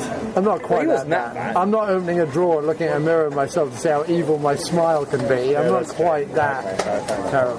Fair enough. I'm not asking anyone to nail antlers to a mouse. Staple, or whatever. Potato. But anyway, yes, Merry Christmas. Merry Christmas. Ho, ho, ho, ho, ho. And I hope you're all at home now in your Christmas regalia, your hats, your big red coats with your white ermine, your little black gloves and your bells. And I hope you're having a damn fine time. Either, or if you're across the ocean in wonderful old Blighty, I'm missing you. And you're probably wearing your coloured paper crowns and having read a rather mediocre joke and or saying, because they've run out of jokes, from the inside Have of they your run out Christmas of jokes? Is that what Christmas has come to? There are literally no more jokes. Do you not remember when Marks and Spencer's tried to do their upmarket Christmas crapper? I do remember. And when you got it had a scientific fact in it rather than a joke. Did you know that life is ultimately meaningless? That a squirrel can carry 15 times its own weight. I don't care. I did not know that. Will I ever need to know that? No. Unlikely. So anyway, we are going to... It's Christmas. It's Christmas. And it is good. Merry Christmas. It is lovely. And everywhere is covered in lights. And there's Christmas music. And it's all rather nice, really. And I shouldn't be such a Scrooge about it. And we've just been to see a Christmas-themed movie, one could say, that features Santa prominently. And it takes place on Christmas. It does, right? Yeah, Christmas. It takes place on more than one Christmas, in fact, because it's over 3 years. 3 Christmases. 3 Christmases. 3 Christmases. Okay, so let's give them clues and see if they guess. Not that we're going to be able to hear what they guess. Why would they? How would they guess? So it takes place over 3 Christmases. 3 Christmases. It involves a murderous Santa Claus, and it involves features 2 murderous Santa Clauses. Right, and one Santa Claus who's innocent who gets murdered. Is it just one innocent one? By a police. Is it one innocent Santa that gets murdered, or isn't there another one? No. There's only one innocent Santa that gets gunned down by an inept policeman. So what was the second? Oh, the second one was just... one of them gets punched. An innocent Santa gets punched. An innocent Santa gets punched by a small child. Anyway, we are talking... It features our other guest on this episode, Linnea Quigley, who you will have just heard an interview with. Okay. We're talking about Silent Night, Deadly Night.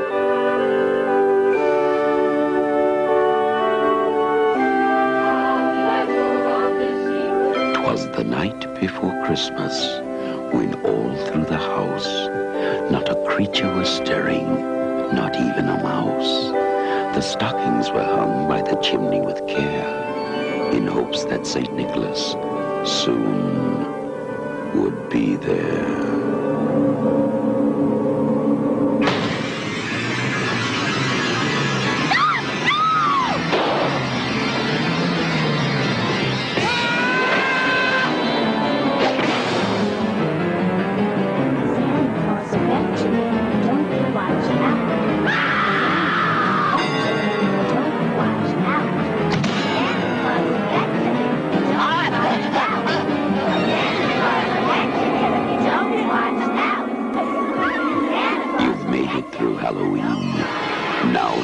Survive Christmas, Silent Night, Deadly Night.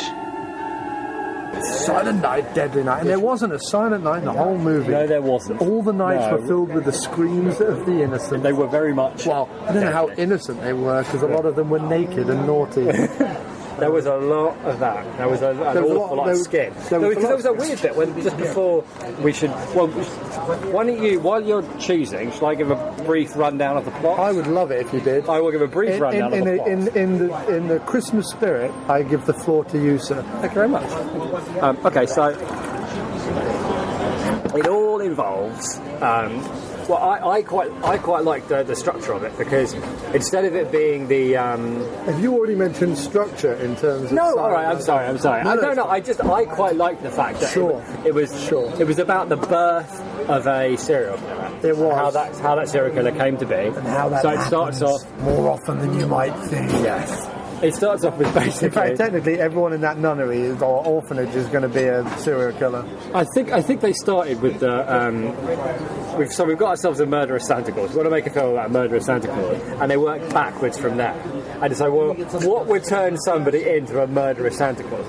What would somebody need to see when they're a child that would turn them into a murderous Santa Claus? Pretty much what he sees. And that's pretty much what we got to see, which was, what if, as a small child, you saw your father shot in the face, your mother raped by a Santa Claus, a belligerent old drunk, a swearing Santa Claus who just held up a convenience store in the funniest way possible. But what was weird about it, even though it was funny, right? Oh, and anyway, and then it jumps forward, and you see him as a slightly older kid in an orphanage, being disciplined by an extremely unsympathetic mother superior, who believes that the best way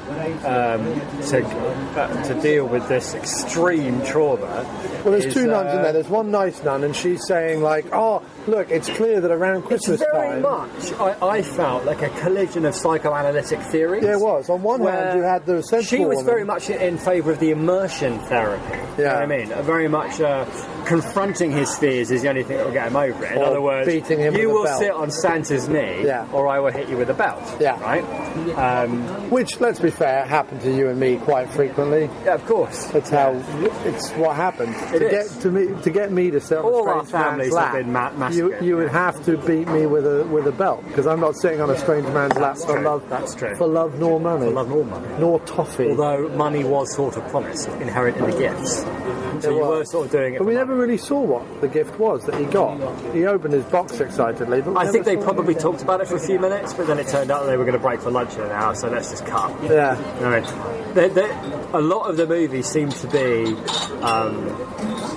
I'm pretty sure that the Christmas toy store at the end that he worked in... You mean the beginning? The beginning, sorry. No. I mean, sorry.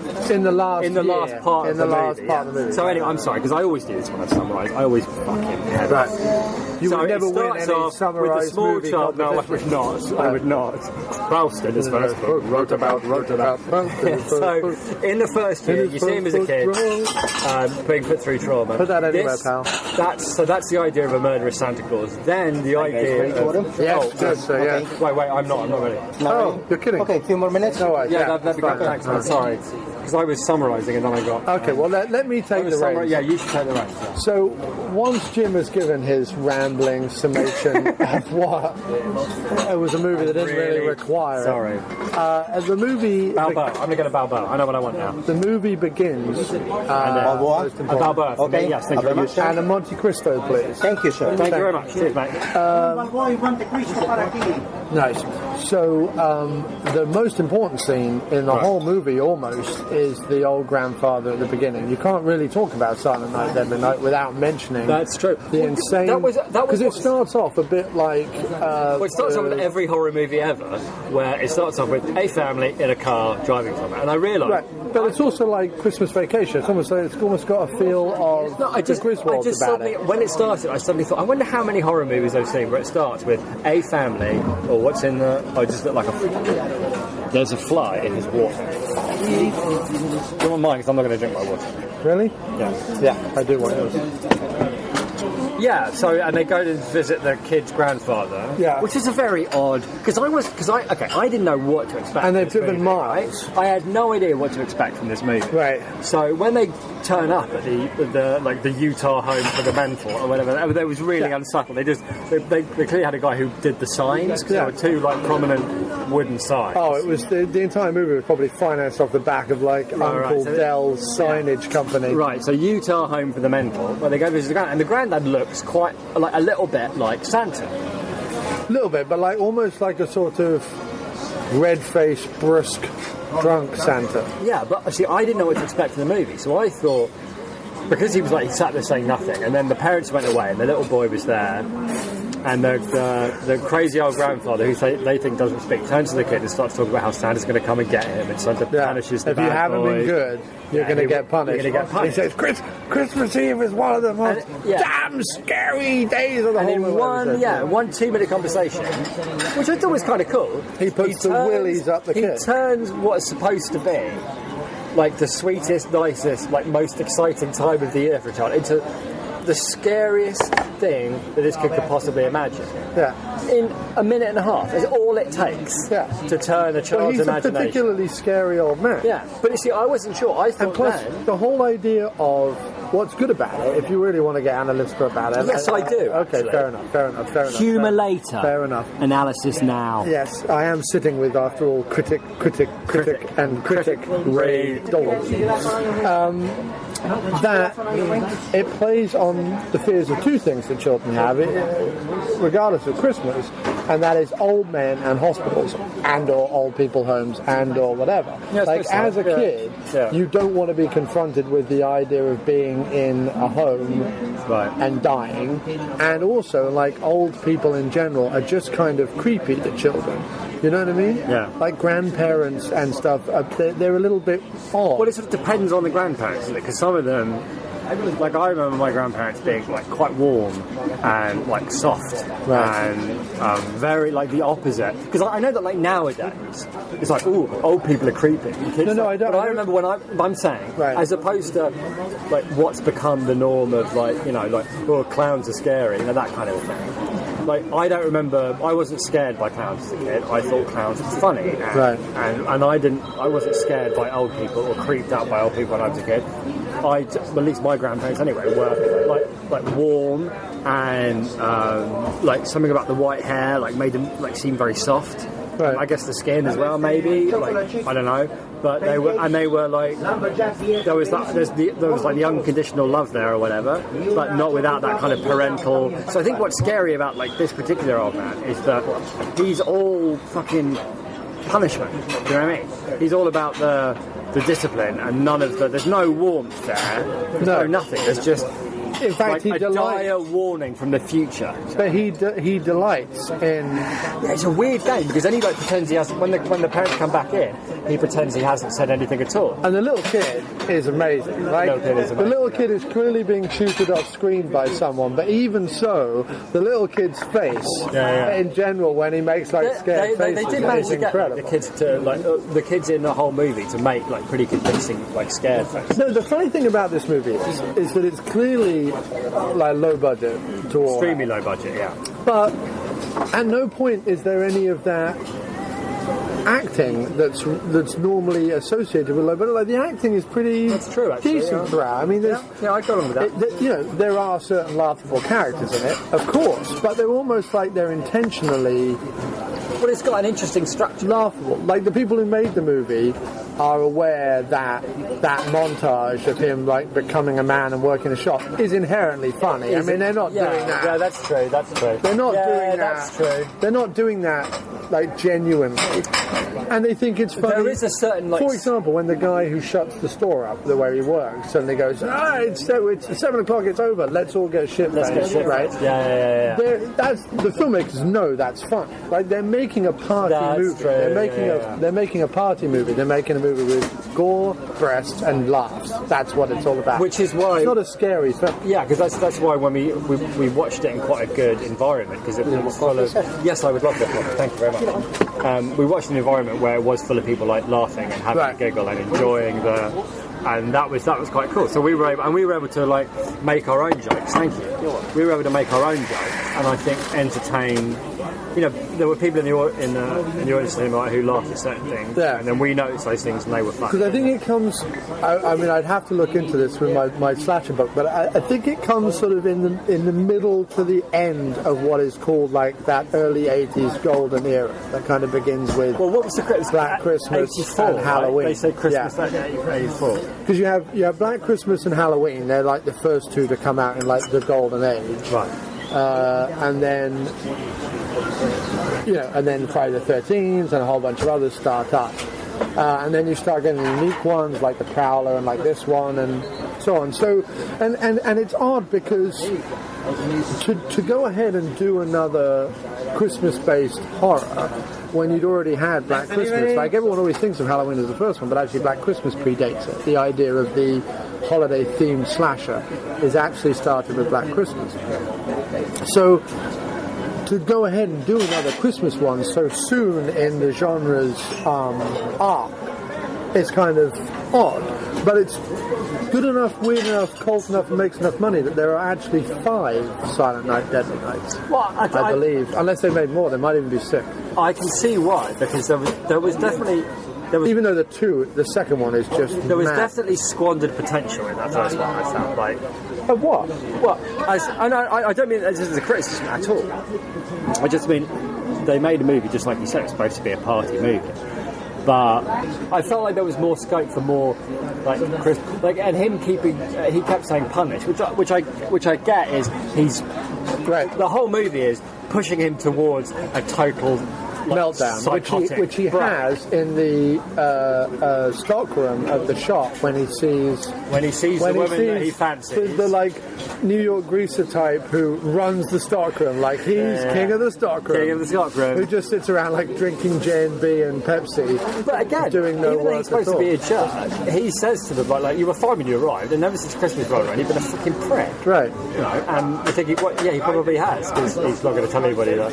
Well, but that's what's genius is at the end of that montage of him like getting along and helping children and grinning at the woman and all the rest of it. That's fine, thank you. Okay, one more. Great, terrific. Thank you very much. The guy unfurls the banner that says Merry Christmas on it, and immediately he's like, oh yeah, it's going to be Christmas. Well, it immediately reminds him of just a nightmare on wheels that he's had to live with. So we got temporarily distracted here by our delicious food arriving. That's all right.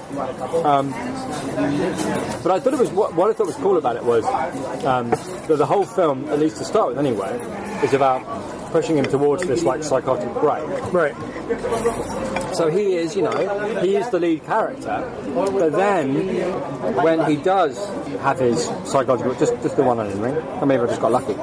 When he has his break and goes mental, it is done with an eye, on entertainment, and that's having her answer the door, only dressed in those shorts is like all of the death scenes are like that. They're not meant for suspense. Like no, there's a lot of nudity and silliness. Right. But you see, it's also the fact that he's going through the town and he just happens to rock up on the house where 2 youngsters are getting naked on the pool table.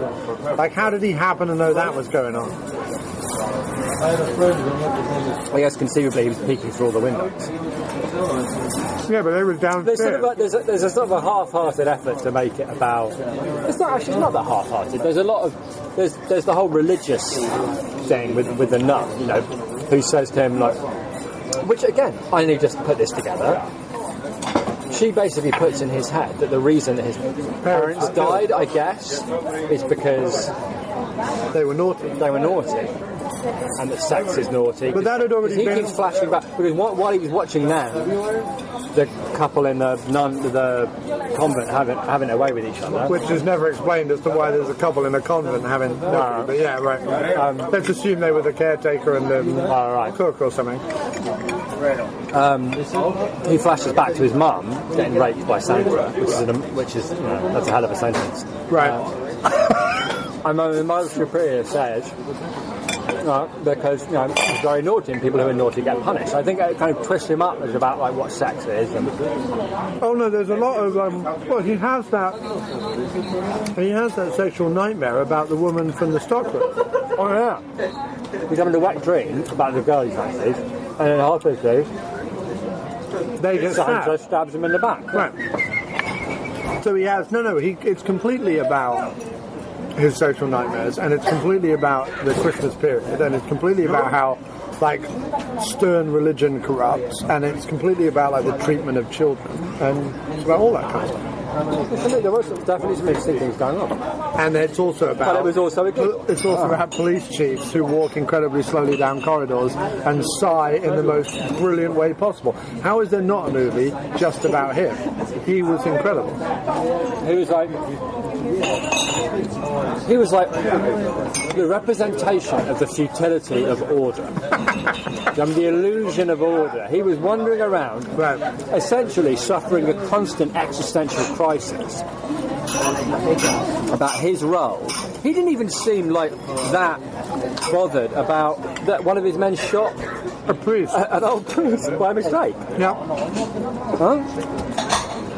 But that scene escalates in hilarity because he guns, if you're me, he guns down a Santa Claus in front of the faces of lots of children. Right. In which case, that's immediately hilarious. Right. Even if it was a really bad guy, that was immediately hilarious because you know that all of a sudden every single one of them is having like mad, corruptive nightmares. Then you cut back to the nun and the chief like racing to the scene, and you find out it's a priest. More hilarity. Then you find out that he couldn't hear him being told to turn round, which I'm still one of your friends. By all means. Couldn't hear because he was a deaf old priest. Which just deaf old priest gets gunned down dressed as Santa in front of the eyes of children. Hilarity. I could dine out on that. That's the thing. A lot about the movie is actually pretty unbelievably bleak. Oh yeah, completely. It's very dark and weird. It's very. Not only that. Think about what happens after his parents get attacked. Yeah. You see the screaming baby in the back seat. So not only that has happened in front of the eyes of a child, but it's happened in front of the eyes of like a baby, like literally a babe in arms, right? And then sort of weird gospel music about like baby, baby. It plays out as the camera like pans away from his mum's breasts. It's very she's just been stabbed in the neck. Yeah, so it's. But it's having like Santa. Take care, okay? See you later. But the best thing. Hold up at the beginning. Hold up. Oh yeah, before Santa goes on to kill his parents. Hold up the garage. There's a hilarious scene where he goes into this convenience store, and the guy behind the convenience store counter is just grumpy from the get-go. He's like, "Oh bloody hell, Santa! It's bad enough having it on the TV. I have to have it in my store as well." And they said, I suppose it's not just about, what does he say? It's also about greed or something? No, I can't remember. Yeah, something like that. Something about greed. But it was just so bleak to have him, like, to have Santa shoot the bike and then only get $30 out of it. $31, yeah. They didn't even give him a decent haul. Right. Everybody was so awful. You know what it was like? It was like the world that Bottom, the sitcom, takes place in. Yeah, it was. Like, everyone is just curmudgeonly, and their shirts are filthy, and their hair is ridiculous. Nobody looked young and attractive except him, and he goes nuts. And the ladies in it, of course. The ladies, of course, are, you know, the young, beautiful slasher victims one would expect. Right. But what I mean is outside of... No, I do know what you mean. Outside of, I like the Bottom of the sitcom thing. It does take place in that well. The teenagers, let's say, because the blonde guy and whatever... Yeah, okay, aside the guys who the movie's made for, let's say. Everyone else, all the older people, the authoritarians, the Santa Claus, or whatever, they're all just grubby. Like, none of them... It doesn't... What I mean is there's no affluent people in it. That's what I mean. Like, Ira's toy store is like this rundown... grotty as all hell kind of thing that you would expect to see in Boston. The convenience store that he holds up at the beginning is particularly grubby. Like, everything just seems to be coated with just a particular layer of this hasn't been touched And since interestingly, 1972. everybody except children hates Christmas. Right. They're all complaining about how they hate fucking Christmas. Right. The older nun is also going on about greed all the time. Yeah. She says, I don't see gratitude, I only see greed. There's a really hilarious scene where all the kids are miserably opening up one gift each. You know what I mean? Because they're in an orphanage. And what the hell?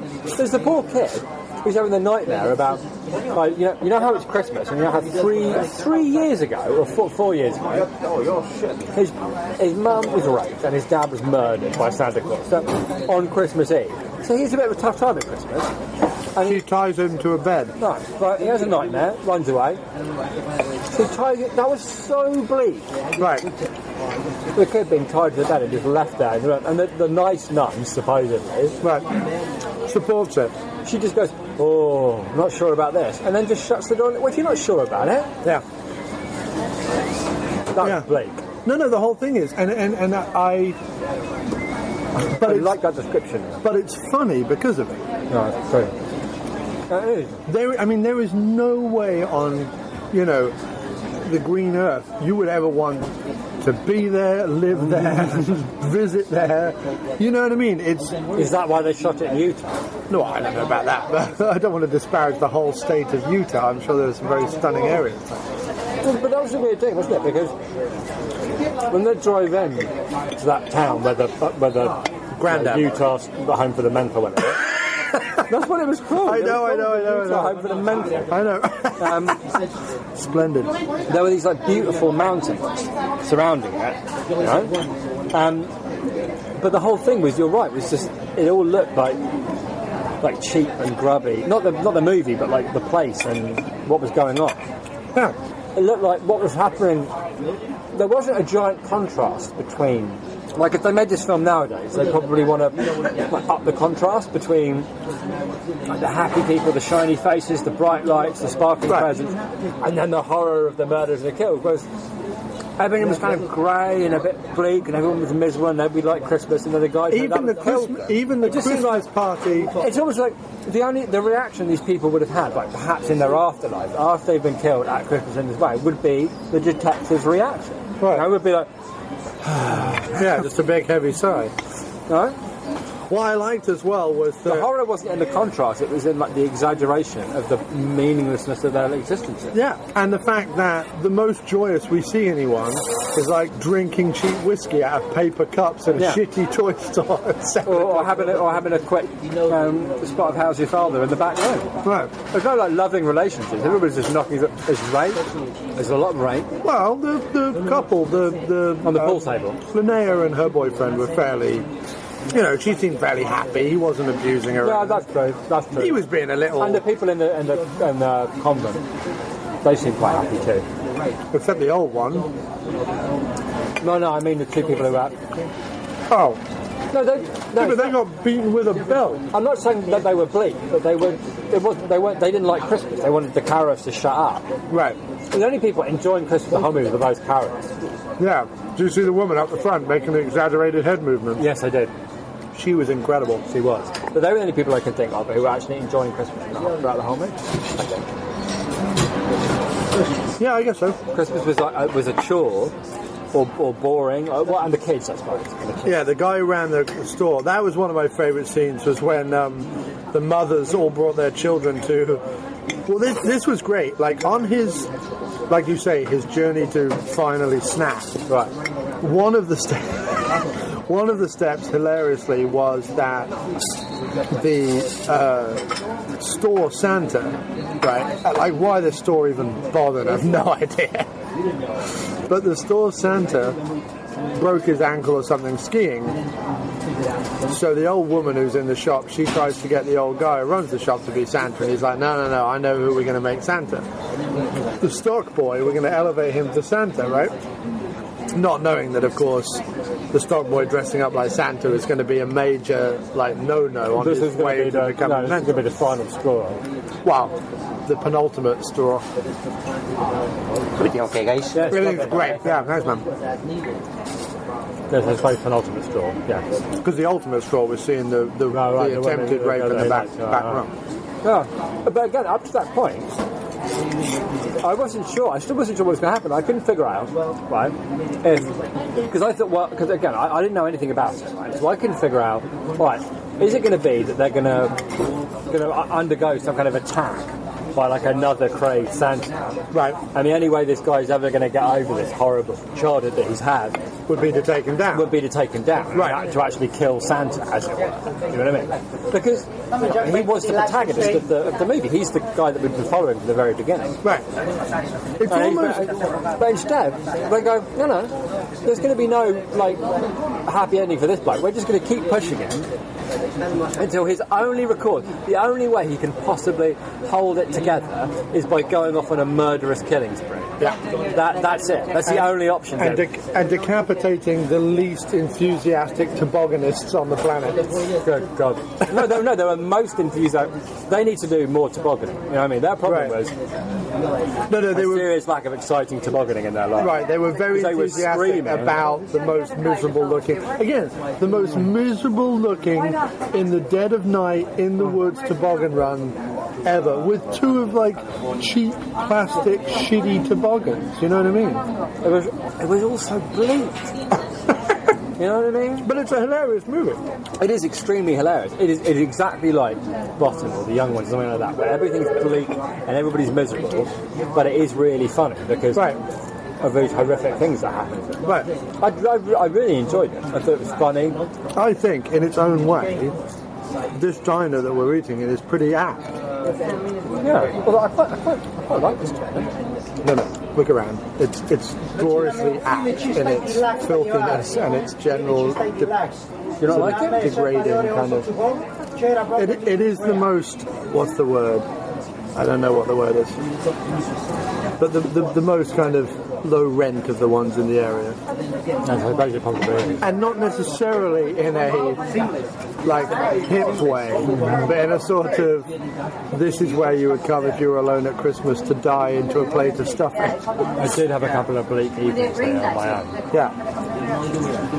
But I like it. That we've. Nice. No. I'm not criticising. I'm just saying it's very apt. We should point out because we do actually normally say we decided to come to a diner that's more local to us because we went and saw the movie in Chelsea. Pretty much next to the Chelsea Hotel. At the Bow Tie Cinema. The Bow Tie Cinema. Clearview Cinema, I think. Right. But because somebody forgot the recorder, to come back. So we're going to one that's near us. Right. I quite like it, but I think they might be doing something with this building. Like I think they might be closing the building or doing something like that. No, it's You don't like it. It's fine. It's okay. You don't like it. No, I'm not in love with it. I'm not married to the diner. It's the kind of place you would expect to find at the end of the Strip in North Las Vegas. At the end of a night. You would know. With a lot of people kind of coughing into their losses and slowly falling into. You've lived in some bleak places. Yeah. On Wickham. Yeah.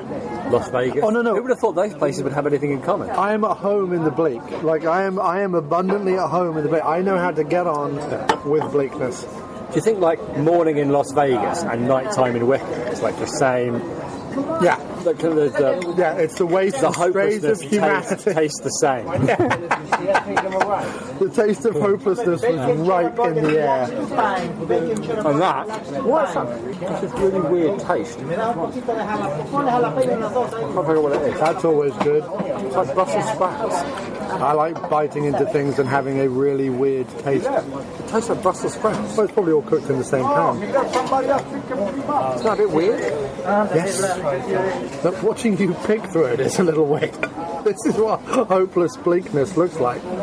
Is you picking through whatever meat that is, Sammy. What the hell could that be? I mean, it doesn't taste right. It's not the pickle. No. Maybe there's some ingredient in a Reuben or in a Balboa that I don't know about. Okay, this is one of the most repulsive acts I've ever seen. It's like Brussels sprouts or something. It tastes like they've put crushed Brussels sprouts in my sandwich. Why would anybody put crushed Brussels sprouts in a sandwich? Dude, you wanted to come here. So let's talk through the movie and your favourite bits. Okay. I really liked the first time the policeman sighed. So you were going right to the end of the movie now? Right, just because we didn't know that he was a policeman. We didn't know who he was. You saw him coming down the corridor and your instinct was to say, who's this guy or something? This guy's great or something. You said. No, it wasn't. It was because he walked to the end of the corridor. Oh no, he was grey. He was like the greyest man I've ever seen. You said this guy's grey. Right. Yeah, another bleak individual. He had a grey face, grey hair. And he represented the hopelessness of he was futility. It was futility. If this was like a Greek play, he would have played futility. Jeff Futile. Jeff Futility. And he got to the end of the corridor. And we had there was no, we didn't know where he was or what was going on. So all we saw is he gets to the end of this corridor and then he stops. And he looks like, the next bit of corridor that he's going to have to walk down. And just there's this very slight kind of involuntary kind of sigh, and then he walks off again, and you're thinking, I just thought that was brilliant, because I thought, I hope that's how he walks everywhere. He gets to the end of the street and goes, he has to turn a corner, has to open the door. Pretty much. Stunning futility of existence. Yep. That was one of my favourite bits. What I think is really odd, but really great, is that you can take a movie that is, and when people watch this, if you haven't seen it, or if you have seen it, you know what we're talking about, that is really as knockabout and as thrown together and as haphazard as this one is, with all the exploitative elements turned up to 11, right? Yeah. And yet you can actually look into it kind of deeply. You can actually look into it big and apart. I did think has that was more. For example, the big ones are Jason, Freddy, and Michael Myers, right? They're your biggies. They're your three franchise biggies in terms of whatever. But what are their stories? Myers is barely even defined. He's just evil personified, and by the time he becomes an adult, he becomes a shape rather than a human. Jason is any number of things throughout the series that they try and make him. At one point, he's even a little demon creature who's able to tongue people and body hop, right? Wow, and that's then, weird. Yeah, that's in Jason Goes to Hell. Somebody explained Freddy to me really well. It was something to do with... It's actually a really, really good idea about... No, Wes Craven normally has a good idea about it, but what I'm saying is, what is his storyline to becoming that character? Simply that he was a child molester who gets hunted down and is... burned alive. He is the product of the vengeance of an entire town. Yeah, but he's also the product of a nun being raped by 500 madmen. What? Yeah, that's how he was born. I think it was in 1953, where it's revealed that some nun who worked in the lunatic asylum got trapped or something and got raped by 100 or 200 madmen. Oh, right. And the baby was Freddy. Oh, I don't remember that. So that's, And then he grew up and went... Yeah, but that almost takes away from... Anyway. I think that's quite they're cool. always ruining stuff. But that could plausibly happen. What? That your baby would be... Your rape baby would grow up to become a supernatural... No, but the baby of 100 madmen. No, that isn't plausible. That's just in a movie plausible. Now that I'm saying it, I realise. You just said the baby of 100 madmen could grow up to become a supernatural knife-wielding killer. Anyway, what I'm saying... with blades for hands. However, what I'm saying... He doesn't have blades for hands. He has a glove with blades on it. Look, let's not get into the... My point being... he has a point. Is that in Silent Night Deadly, before he goes on his... Yeah. The predominance of it is telling his story. And all the things that, like you say, push him to the brink of eventually snap. I agree, that's why. Right? Which you don't get that kind of character development for any other serial killer. And it's almost a shame that he is... Spoiler alert. Spoiler alert. Spoiler alert. Here comes another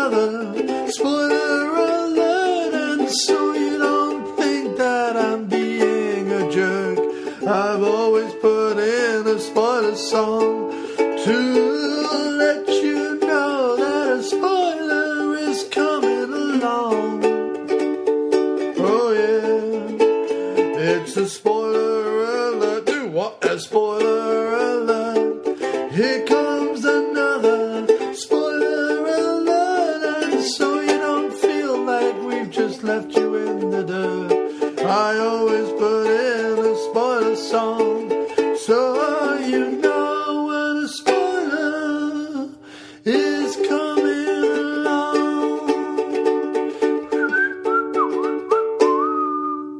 Shot and killed at the end, because although... You're right, even the ones that do have some kind of history, like, I don't know, for the sake of argument, we're just talking about pure serial killers like Hannibal Lecter, right, all their stuff comes after the fact. So they're created as the character first, right, and then like later on they go, did you know that when he was young he once lived in a castle and ate frogs or whatever?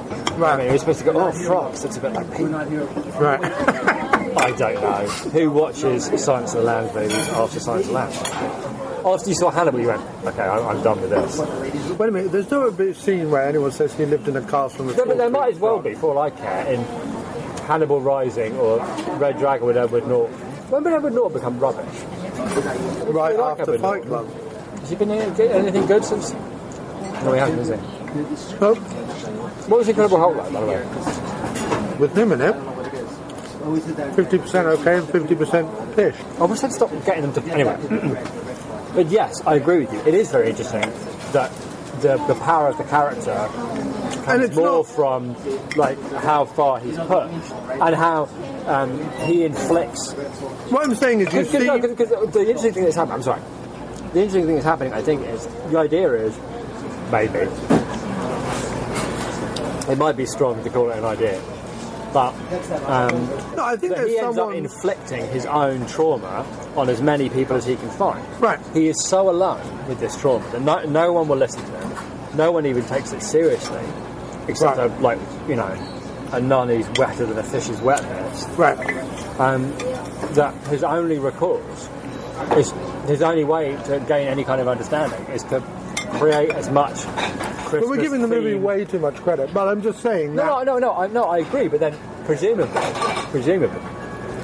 the mark of a good movie or play or anything is that you can sit afterwards and it makes you think about the world. And right, that's because if you take something that has got where there are things going on, right, then you're gonna, those things are gonna. And there are definitely things going on naturally. Yeah, but no, because I was thinking the same thing. I was thinking while we were watching it, if they made this nowadays, everything would be like, well, you'd have ho ho ho, bitch, or whatever, and it would all be like superficial. Right, but this is my point: is that they would be like, well, what are exploitive grindhouse horror movies?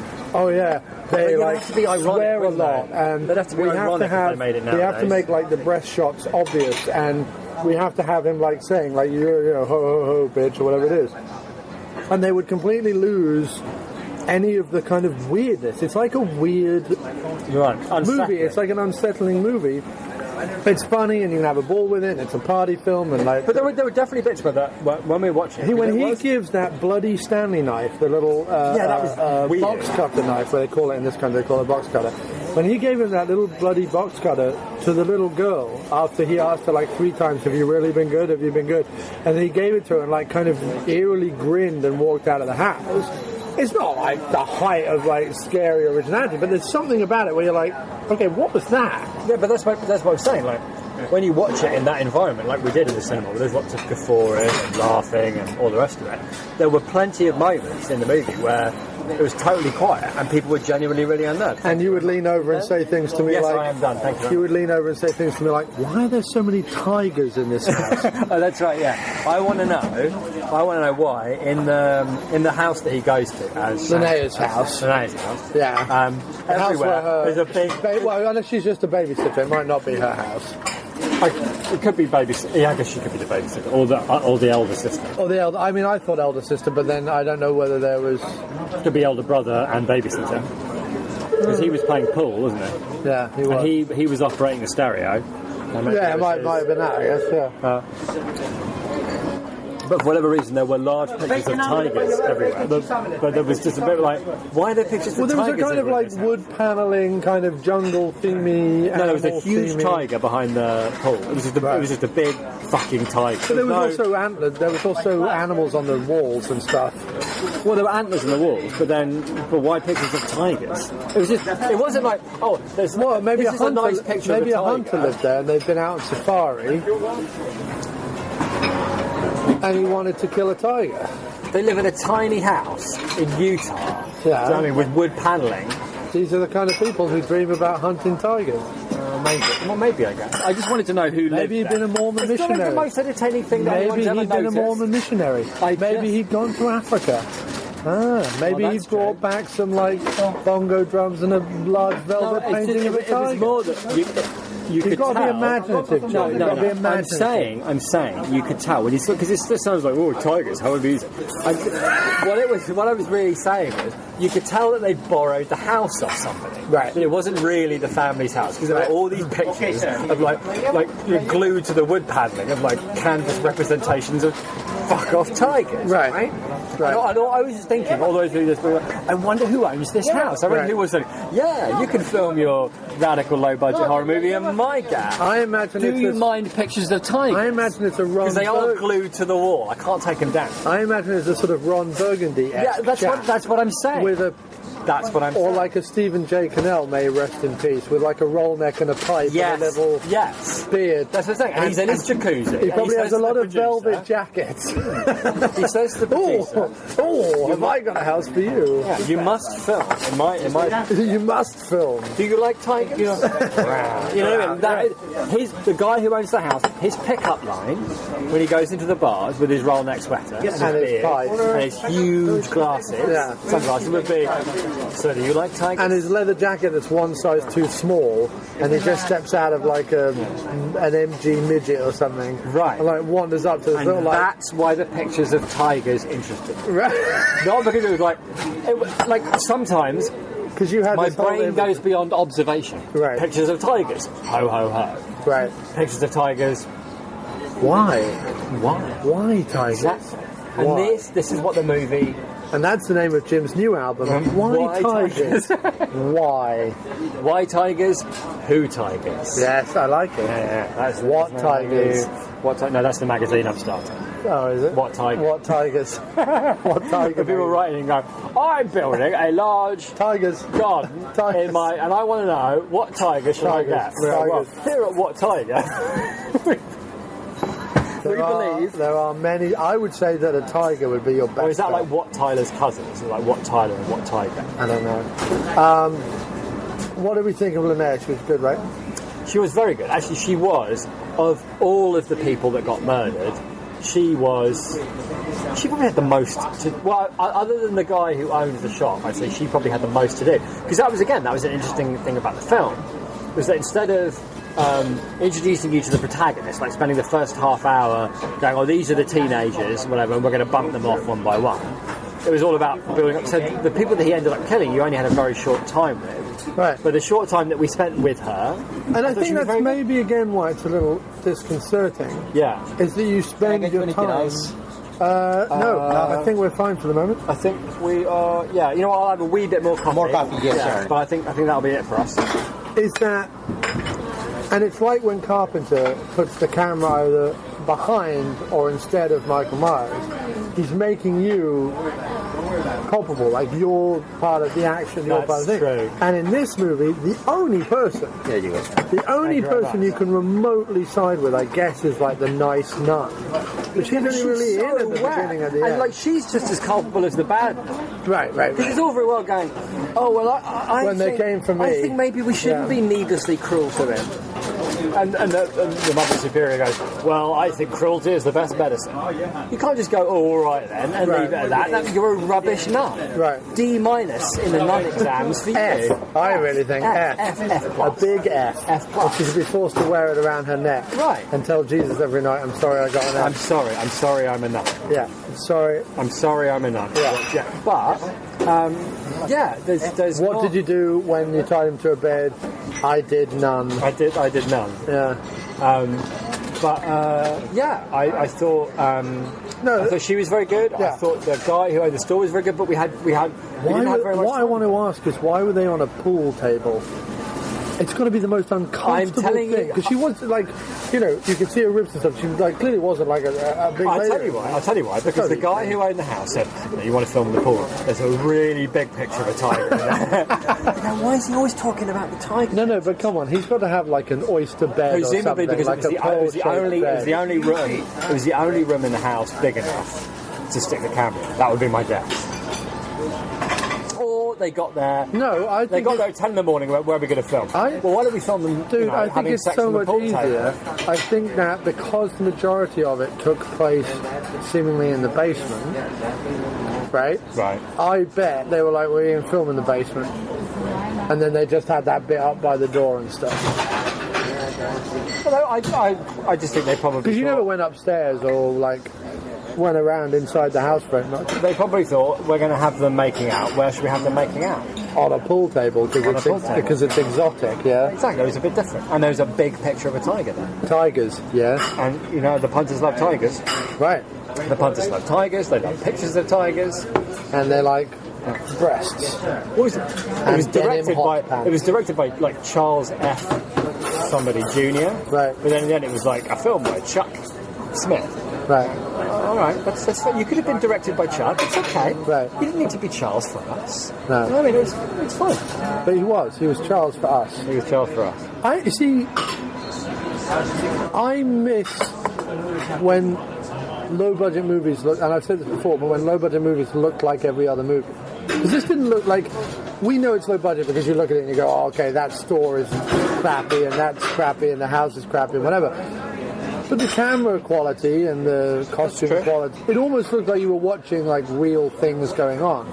Presumably because there would be, I'm guessing, there were the low-budget movies. Well, there was no video cameras. There was no video cameras. Well, there was probably just video cameras. If you raised any money, you had to raise enough money to get yourself a camera and a boom. Right. You know what I mean? And once you've done that, well, then you've got something that looks like a movie. Yeah. And that's why the rest of it, like the toy store is obviously in like a burned-out shop. Right. And that's why it looked the way that it did, and that they filmed it in the local Lothario's tiger-filled house. And the orphanage was like super weird as well. Right. But that's okay. But again, like you say, it adds all those things add to the like slightly bleak, hopeless feeling that permeated the entire movie. Yeah. I enjoyed it. I really, really enjoyed it. It was a very good Christmas movie because it was so bleak. Yeah. I liked it. The key word here is tiger and yes, tiger bleak. You're probably going. I think it probably all comes down to a William Blake story. You think? Because of Tiger, Burning Bright. No, I get it. I was looking forward to seeing how you span out Silent Night. Well, because Blake sounds like bleak. That's it. And he wrote a thing about a tiger. That's it. That's your theory. Well, that's it. That's your theory. I think that's more free association. Yeah, that is exactly what it is than making okay, but I love it. I love the grandpa. I love her. Yeah, the grandpa was a strong opening. I love the guy in the convenience store who's really miserable. That makes me laugh. Yeah, they all hate Christmas. The grandpa hates Christmas. The guy in the store hates Christmas. I like the father in the car at the beginning doing the kind of non-committal smile. Say a word? I don't think he said a word. And he said a couple of things, but he was driving along with the obviously glamorous wife because of what she had to do in the film. Right. They clearly had called up someone like, do you have a local centerfold or something? Right. She struck me as someone who might have been... Agreed. In England, they paid 3 type back in the day. Right. A bit glossy, a bit... I know exactly what you mean. I know exactly what you mean. And she was doing a lot of talking. Right. Whereas the father had this kind of very kind of just benevolent but non-committal kind of half. He was about the only non-bleak character in the whole movie. He was, but he looked as if he was one of those people that life just kind of passed him by. Right, well, because his dad was in a mental house.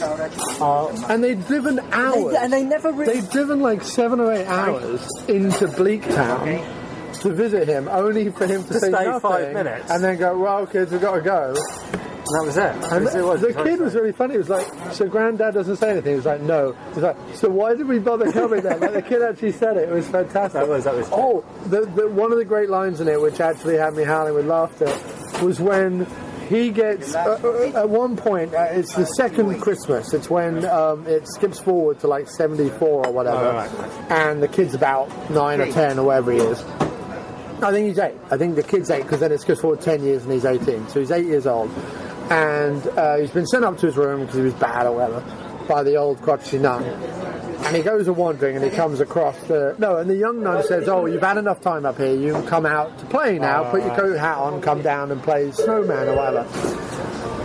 And he hears panting and moaning, and he goes along through the corridor or whatever, and sees what I'm assuming was probably the caretaker and the maid or something, or like getting it on or something. It wasn't a nun getting it. It might have been like some of the orphans, but like some of the orphans were older, I think. Oh, like teenage orphans? Like 18, 19-year-old orphans. Okay, I don't know. I don't think they wouldn't. If you'd come up to them and said, "Is that the caretaker?" Yeah, sure, right. Yeah, they hadn't thought about it. Yeah, it was just and they weren't even on. They were just on a mattress. There was no sheet. They were on like stacked mattresses. It was really grimy. It was excessively grimy, miserably grimy. Yeah. Anyway. They were also, everyone in this movie made love without moving at all. They did. He was very fond of the female leg. He was extremely fond of the female leg. And the nipple. So anyway, he witnesses this. The nun catches him, beats the two who are making love with a belt. Right. And then comes downstairs to find the child. And when she comes downstairs to find the child, his younger brother, who was there, kind of goes, what does he say? He says, "What's going on?" or something. And the other kid says, "What's wrong? What's wrong? What's wrong?" And he was like, he said, "What's wrong?" He said, "Your brother's a nutcase. Okay, that's what's wrong." Yeah. Which I really like. Yeah, I really like that. Yeah, that's fair. Yeah. Although, like, the kid then, because he must have been like... Yeah, he grew up slower than the other guy. He got a lot slower. He grew up a lot slower than... Because he was I think it was 10 years between the second Christmas and the last Christmas. So maybe he was 4. When he went from 18. And he was 14 at the end. Oh, okay, I could maybe believe that, yeah. But you're right, there was a little inconsistency. No, I could maybe believe that. But it was good, and I enjoyed it. He goes, "What's wrong? What's going on?" He's like, "Your brother's in that case. That's what's wrong." I love that line. That's good. I love the sighing police chief. He's amazing. He was great. I even liked the guy who ran the shop, which I recognised. He's an actor you've seen in other stuff. Yeah, he was good. I liked him. He's about the only guy in the movie you would recognise, I think. Sorry, I got all excited then.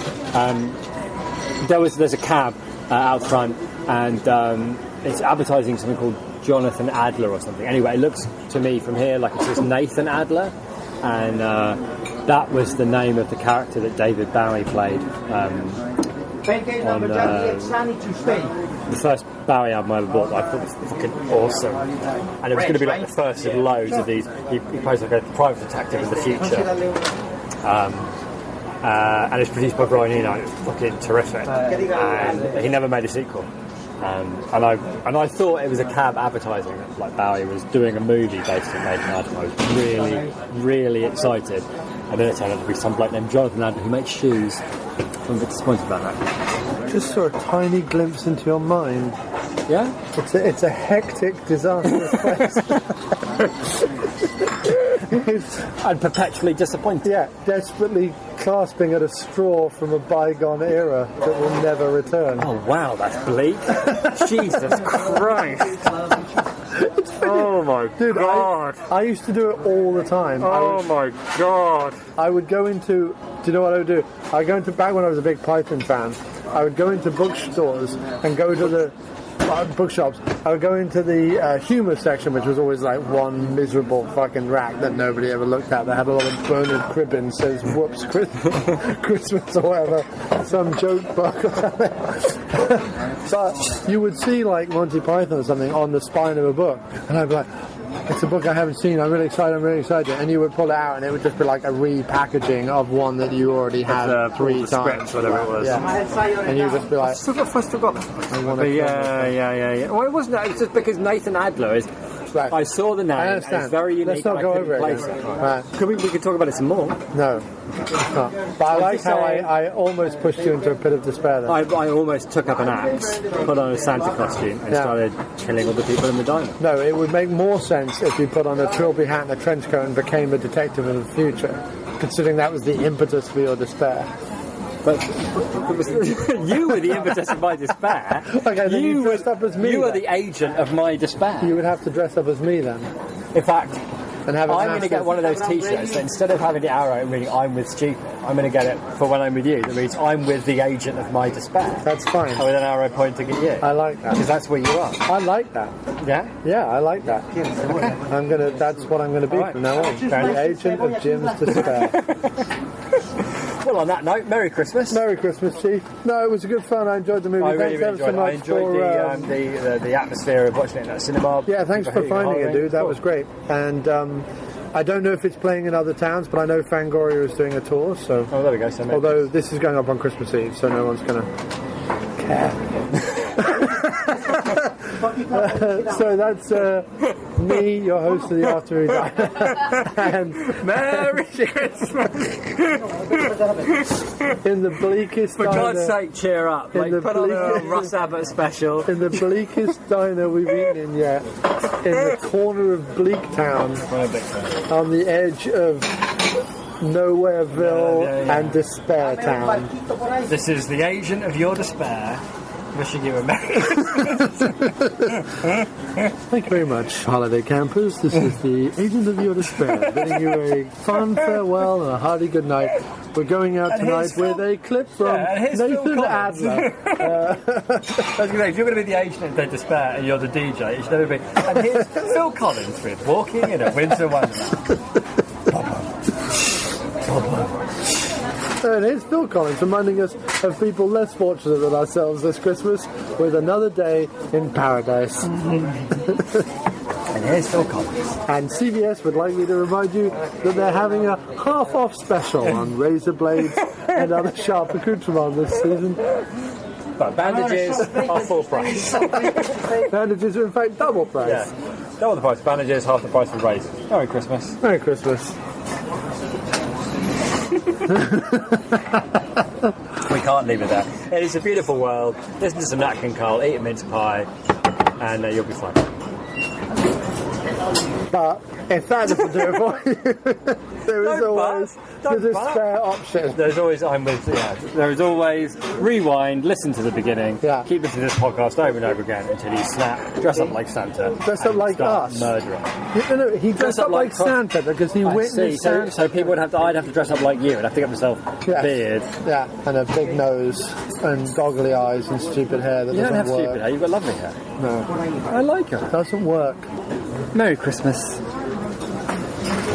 So te repito, Lucy, lo que tienes trabajando para llevar el fried filet dinner. It was a good one, I think. Chicken It was. salad.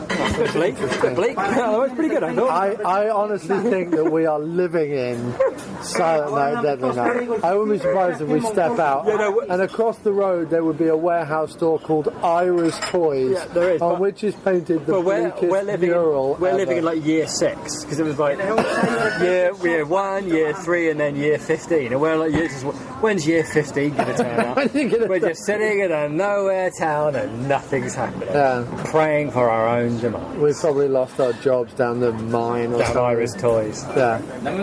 We only had a job, it was only for a man. There had to be a man who was all muscular because it was working in the stockroom, and old Jeff who runs the stockroom, king of the stockroom, he does nothing. That was weird. That was weird as well. You go, shirts. you think he's just a kid? Well, have a look at this. Yeah, he just looks like an 18-year-old. Yeah. Like, I know they must have wanted like Hulk Hogan or something. You know what I mean? Because he was supposed to be like big and strong. It would have been hilarious if he was clearly a 45-year-old man. That would have been cool. You want to step in here, Jeff? Yeah. Oh, do you think he looked like a kid? Do you? No, he looks like giant haystack. Yeah. He looks like Hillbilly Jim, the wrestler. Hillbilly Jim, the wrestler. Oh, Merry Christmas, son. Merry Christmas. We should... but no, I'm happy with this to be the... Yeah, me too. It's bleak, but I like it. Yeah. Christmas, eh?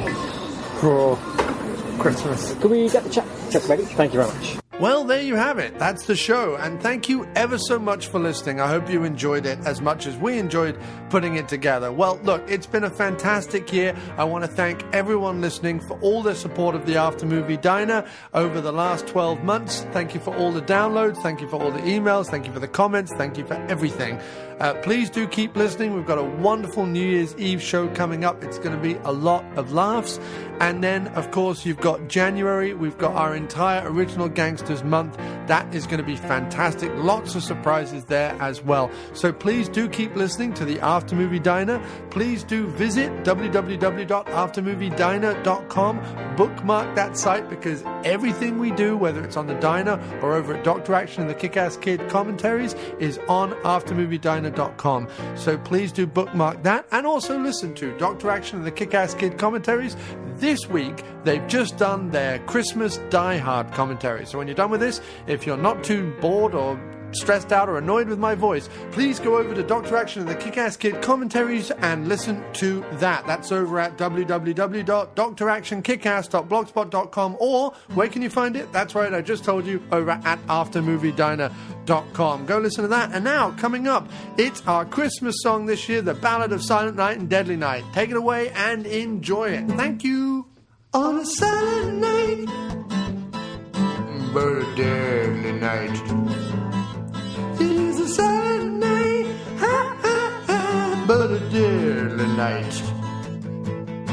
Well, Billy was a boy just the age of 5, when I'm wondering what it means to be alive, when his parents took him on a trip to the Utah mental facility, like you do, because there was his comatose grandfather there for him to see.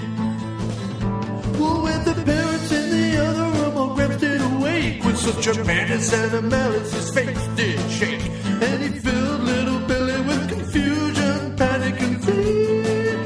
Ooh. He said, Christmas Eve is the scariest damn night of the year. And on the way home, well, wouldn't you know, Santa killed his parents before his eyes, and now he's heading to an orphanage to be abused, tied to a bed and filled with lies. On a silent night, but a deadly night. It was a silent night, ha, ha, ha, but a deadly night. Now little Billy, just a boy of 8, having to endure the mother's superior's hate. She seemingly takes every single opportunity to further fuck him up sexually and seasonally. Oh yeah. She beats a couple just for making love, and with Christmas she doesn't push, it's more like a shove. And that day on Santa's lap was more than he could bear. And now he's constantly plagued by reoccurring sexual nightmares. At this point it's really hard to believe nobody could see the future. That little Billy would grow up to be a Saint Nick shaped butcher. On a silent night, but a deadly night. I said a silent night, ha, ha, ha, but a deadly night. So Billy, all grown up, he goes to work with toys, and for a while he's filled with all kinds of joys. He's got his eye on his co-worker for whom he genuinely cares. Well, day by day is okay, but he still has those odd nightmares, oh yeah. But then one day he is taken by surprise. A Merry Christmas banner is unfurled before his eyes, and suddenly those feelings from deep inside emerge. Ooh. And the murderous instincts in his gut he has to purge. And after the stockroom man ruins his possible girl, everyone in this bleak town, well, he must now kill. On a silent night, but a deadly night. It was a silent night, a deadly night. Take it away, Alan.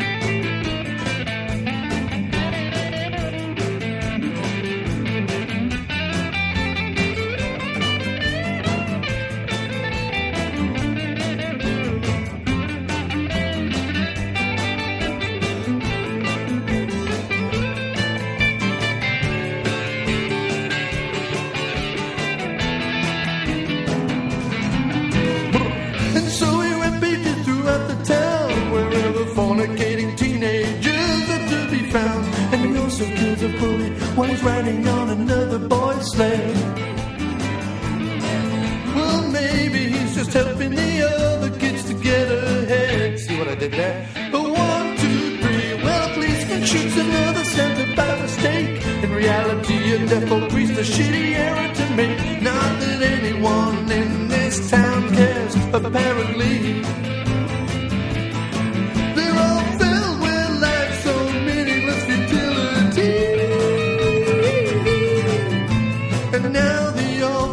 Kids are sufficiently traumatized.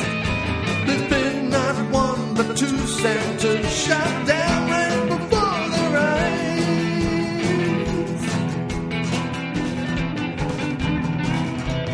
On a silent night, oh, a deadly night.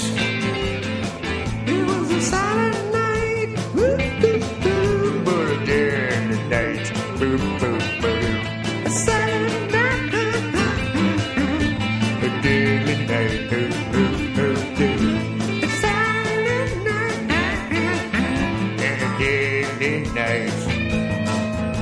If there's a lesson here for all of us to learn, it's something to do with children and showing some concern. And I don't know, maybe don't rape, beat, or kill. But seeing as we haven't learned that lesson yet, I guess we never will. I guess we never will. There are men. And then there are second unit podcast men.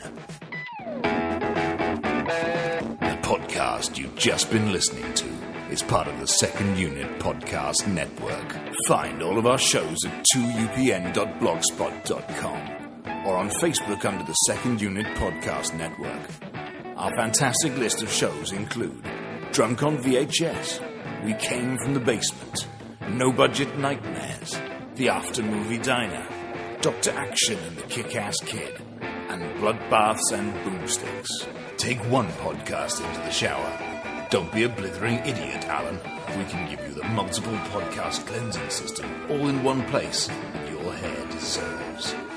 Our programming is available across all platforms, from iTunes to Podomatic, TalkShoe to Stitcher, so you have absolutely no excuse. Listen today, and a free naked person of your choice will be shipped from Thailand to your door in a matter of weeks. The Second Unit Podcast Network, bringing you the action and leaving the boring stuff to the other guys. Bloody hell. Who does a girl have to blow around here to get a decent beverage?